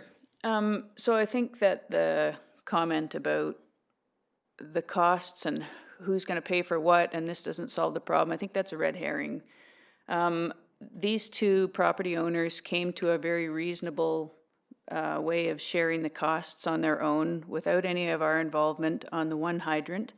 And there's no reason to expect that they wouldn't come to a reasonable agreement on one hydrant rather than two. So I would trust that the property owners would sit down and discuss perhaps a percentage or a 2/3, 1/3, or whatever. That would be up to them to figure out.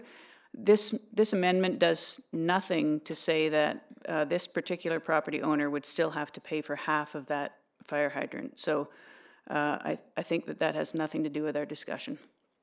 Thank you, Councillor Lindgren. Director of Engineering and Public Works, thank you for the red circle. Would you just like to speak to it for us? I would like to make one quick comment. This isn't a new requirement. There's comments about a new bylaw. The bylaw is new, but the hydrants have not changed in a requirement. They've always been there. It's just the fact that there's no frontage improvements required here. Therefore, the only thing that's required is the hydrant. So right now, this is showing on the GIS system, the new red dot, that's the 45-meter radius. So it still falls short in these gaps here. So there'll still be a requirement for 2 hydrants. And I believe that this was discussed at some point with the engineering staff because we did look at some other options. So unfortunately, it doesn't work. Okay, thank you very much. Councillor Flynn, you have spoken to this amendment. Are you going to add something new to the discussion before we ask? It was going to be a discussion about what's complicating it in my mind is exactly what Councillor Eliason said, is who saves the money. And because it's together, it's not clean cut and it's not up to us. If we said only one hydrant, then they have to figure it out. And I'm not necessarily comfortable with that. So I may vote against the amendment just because it's not so cut and dried. In my opinion, the applicant that's doing $640,000 of work should put 1 hydrant on that corner, and the small applicant should not do anything. But that's just my opinion. So I don't know that the amendment achieves that. Thank you. I'm going to call a question on the amendment. All those in favor of the amendment? Councillor Lindgren's in favor. All those opposed? The rest of council is opposed to the amendment. We'll now return to the original question. If you would like to speak to the original question, I'll allow you 1 opportunity each before we call that question. Councillor Flynn. 2 questions related to the original question. To me, a fire hydrant seems pretty simple. It's 12,000 or it's not. How can there need to be a 25% contingency? That's the first question. Director of Development Services or Director of Engineering Public Works?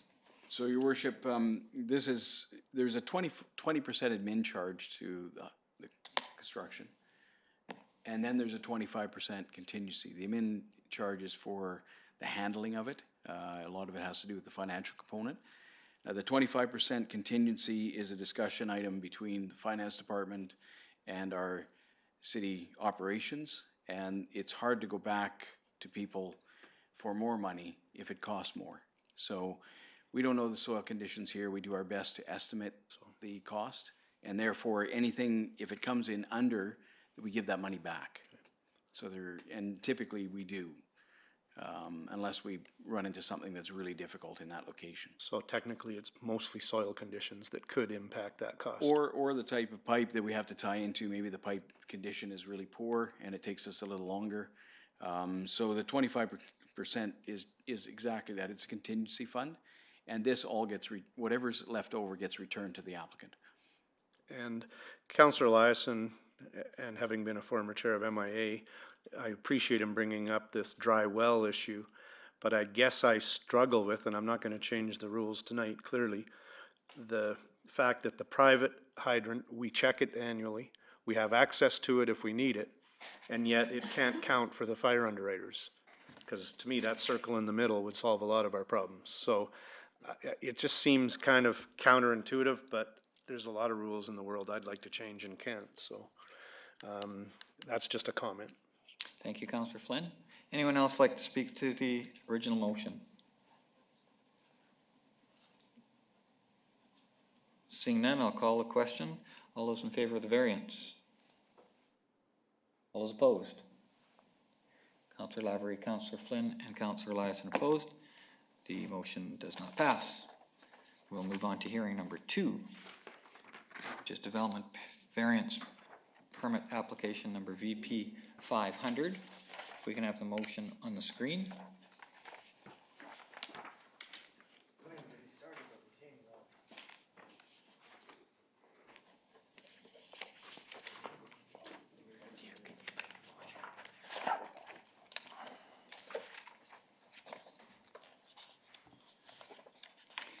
Sorry, staff, I know we're switching screens and computers here.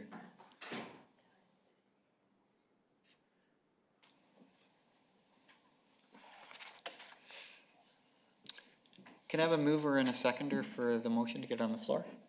Councillor Lavery moves the motion, second. Councillor Cannon seconds the motion. I would ask the Director of Development Services to explain the proposal. Your Worship, this is another development variance permit application, number 500 for 4340 20th Street Northeast. Property owned by W&S Cowan.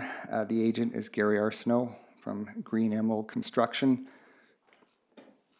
And the proposal is to increase the maximum height of a retaining wall from 2 meters to 4.9 meters. The property is a panhandle lot from 20th Street Northeast. This photo, as mentioned last Tuesday's, was taken in 2016, so it looks a lot different here now. There's more houses built. The house being built on this property proposes a pool in this front yard here and a retaining wall to support the pool. It's considered one wall, even though it's 2 walls, and each wall is 2.2 meters in height.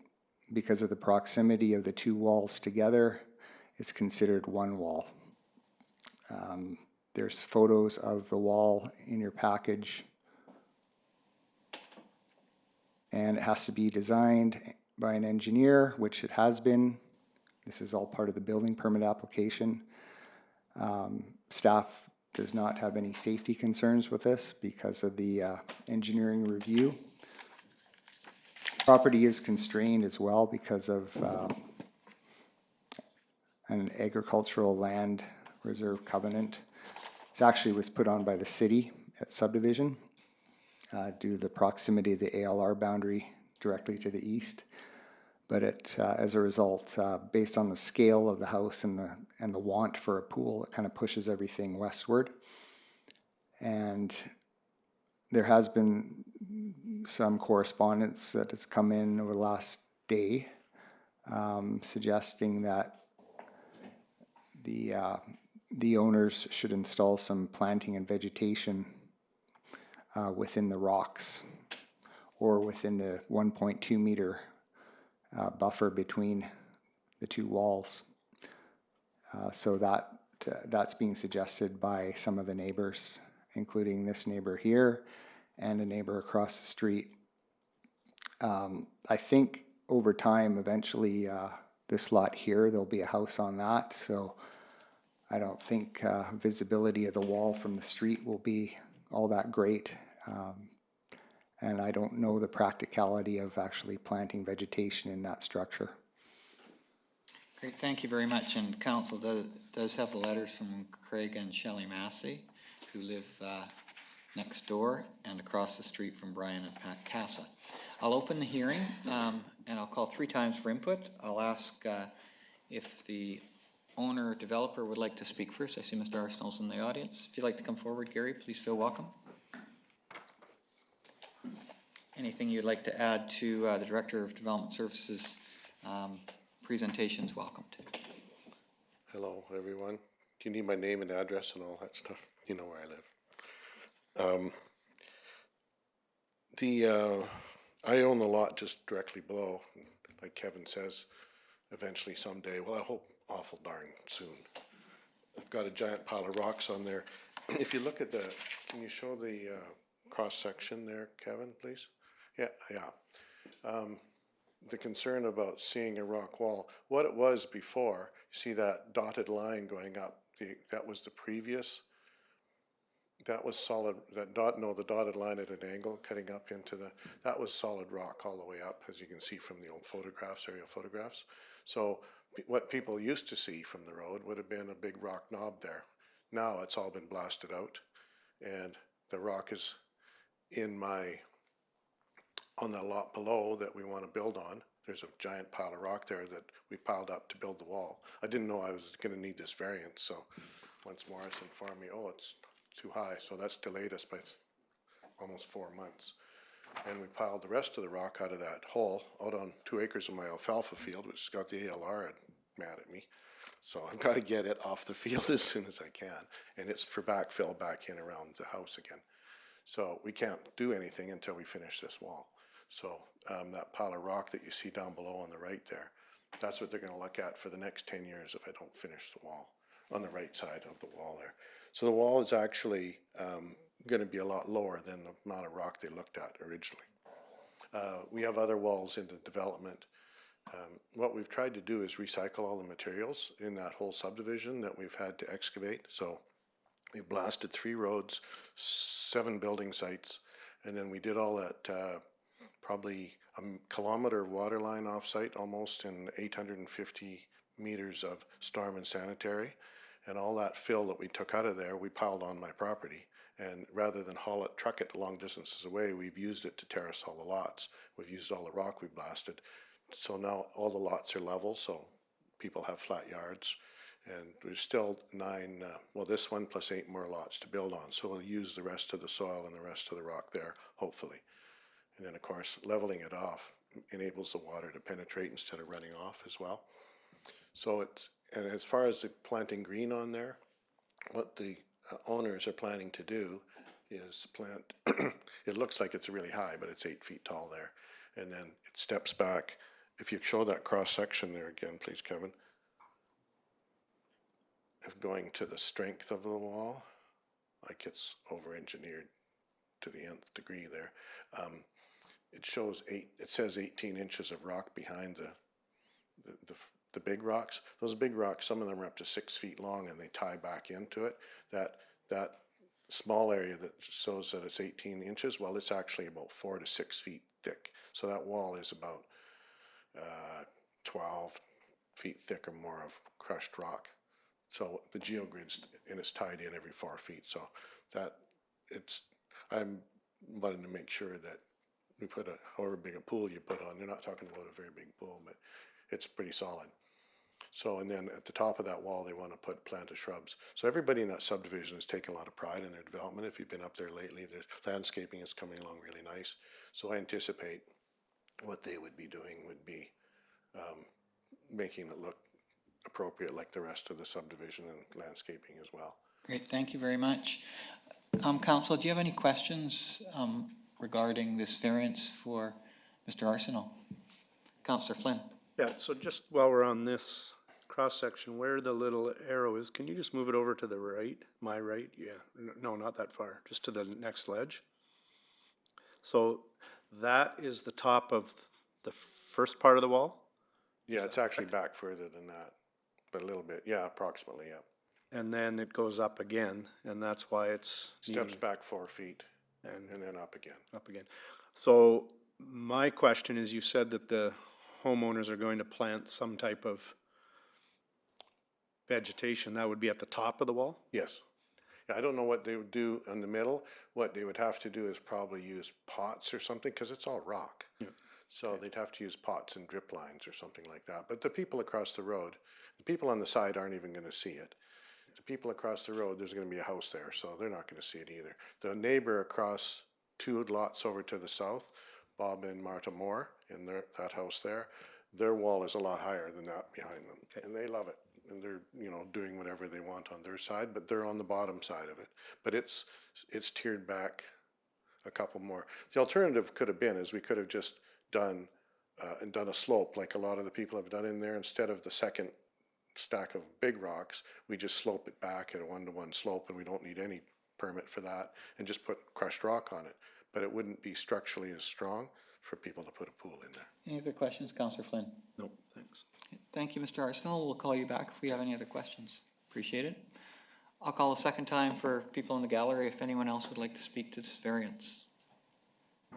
Asking a third time.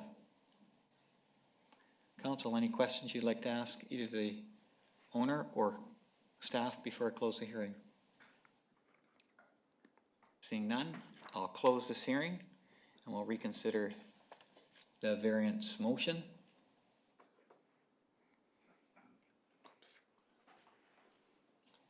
Could I have the administrative officer read the motion for us, please? It was moved by Councillor Lavery, seconded by Councillor Cannon, that VP 500 be authorized for issuance for Lot 17, Plan EPP 900378 to vary zoning bylaw 2303 as follows. Increase the maximum permitted height of a retaining wall from 2 to 4.9 meters. Great, thank you. Council, discussion on the motion.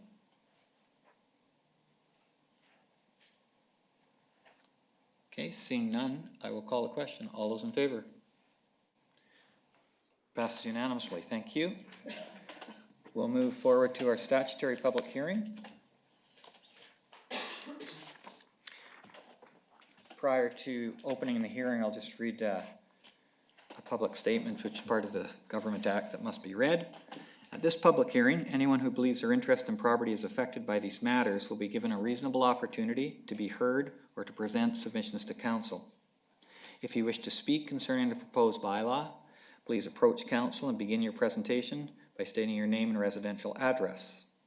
The function of council this evening is to receive the views of the public and ask questions regarding submissions. Council will not debate the merits of this proposal with individuals. Background documents related to the bylaw and written submissions that have been received by the city are available for inspection by the public and are located in the binders on the table by the entry doors. All written submissions will be retained by the corporate officer for review by council and by members of the public. To ensure everyone a reasonable opportunity to be heard, the following rules of the procedure have been established. Please direct submissions to the chair. I will then redirect questions to the correct staff person. Following introduction of the bylaw by city staff, the floor will be open for presentations, starting with the applicant and followed by other interested parties in the order in which the chair recognizes them. Presentations will not be limited unless the submission is not relevant to the proposed bylaw. There'll be 3 calls for submissions prior to the closing of this public hearing. I ask that everyone respect the views of others and try to keep your presentations as concise as possible. legislation does not permit council to hear or receive submissions from the public after this hearing is closed. I would now ask the Director of Development Services to explain the proposal. Bylaw number 4346 proposes to rezone Lot 1, Plan EPP 47149 from R1 Single Family Residential Zone to R8 Residential Suite Zone. The property is located at 741 2nd Avenue Northeast. The owner applicant is Gagnon and Morgan. And if this is approved, a secondary suite will be allowed to be constructed and finished and occupied within a single-family dwelling. Thank you very much. I'll ask if the owner or a representative of the owner would like to come up and present to us.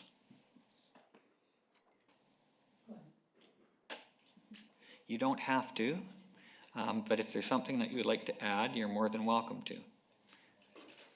And you know what? You can go right from there. You just speak loudly and we'll hear you. Quite straightforward, right? We just want to put a secondary suite in the house.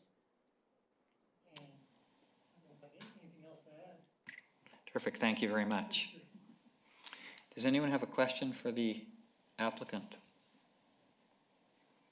Okay, I'll ask the gallery for a first time if there are any presentations around this rezoning.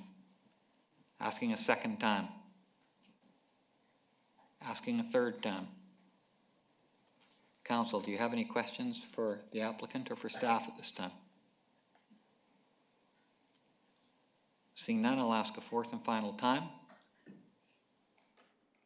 I will close this hearing for bylaw number 4346. We'll now go to reconsideration of the bylaw.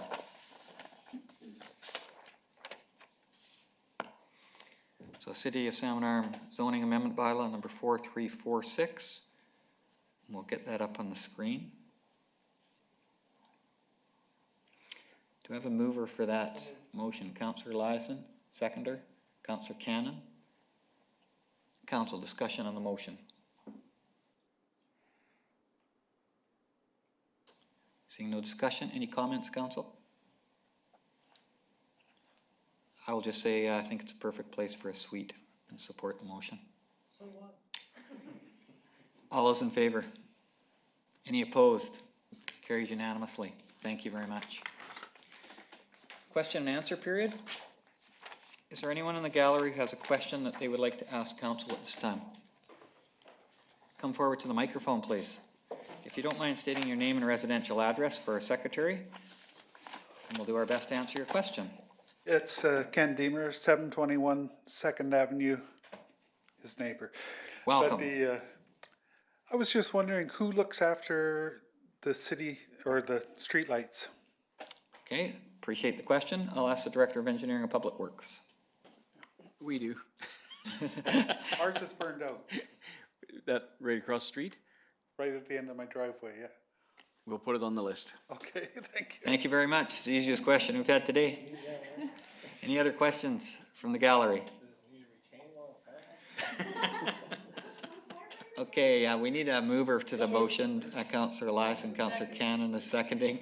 The regular council meeting of August 12th be adjourned. All in favor? Thank you, council. Thank you, gallery. And thank you, staff.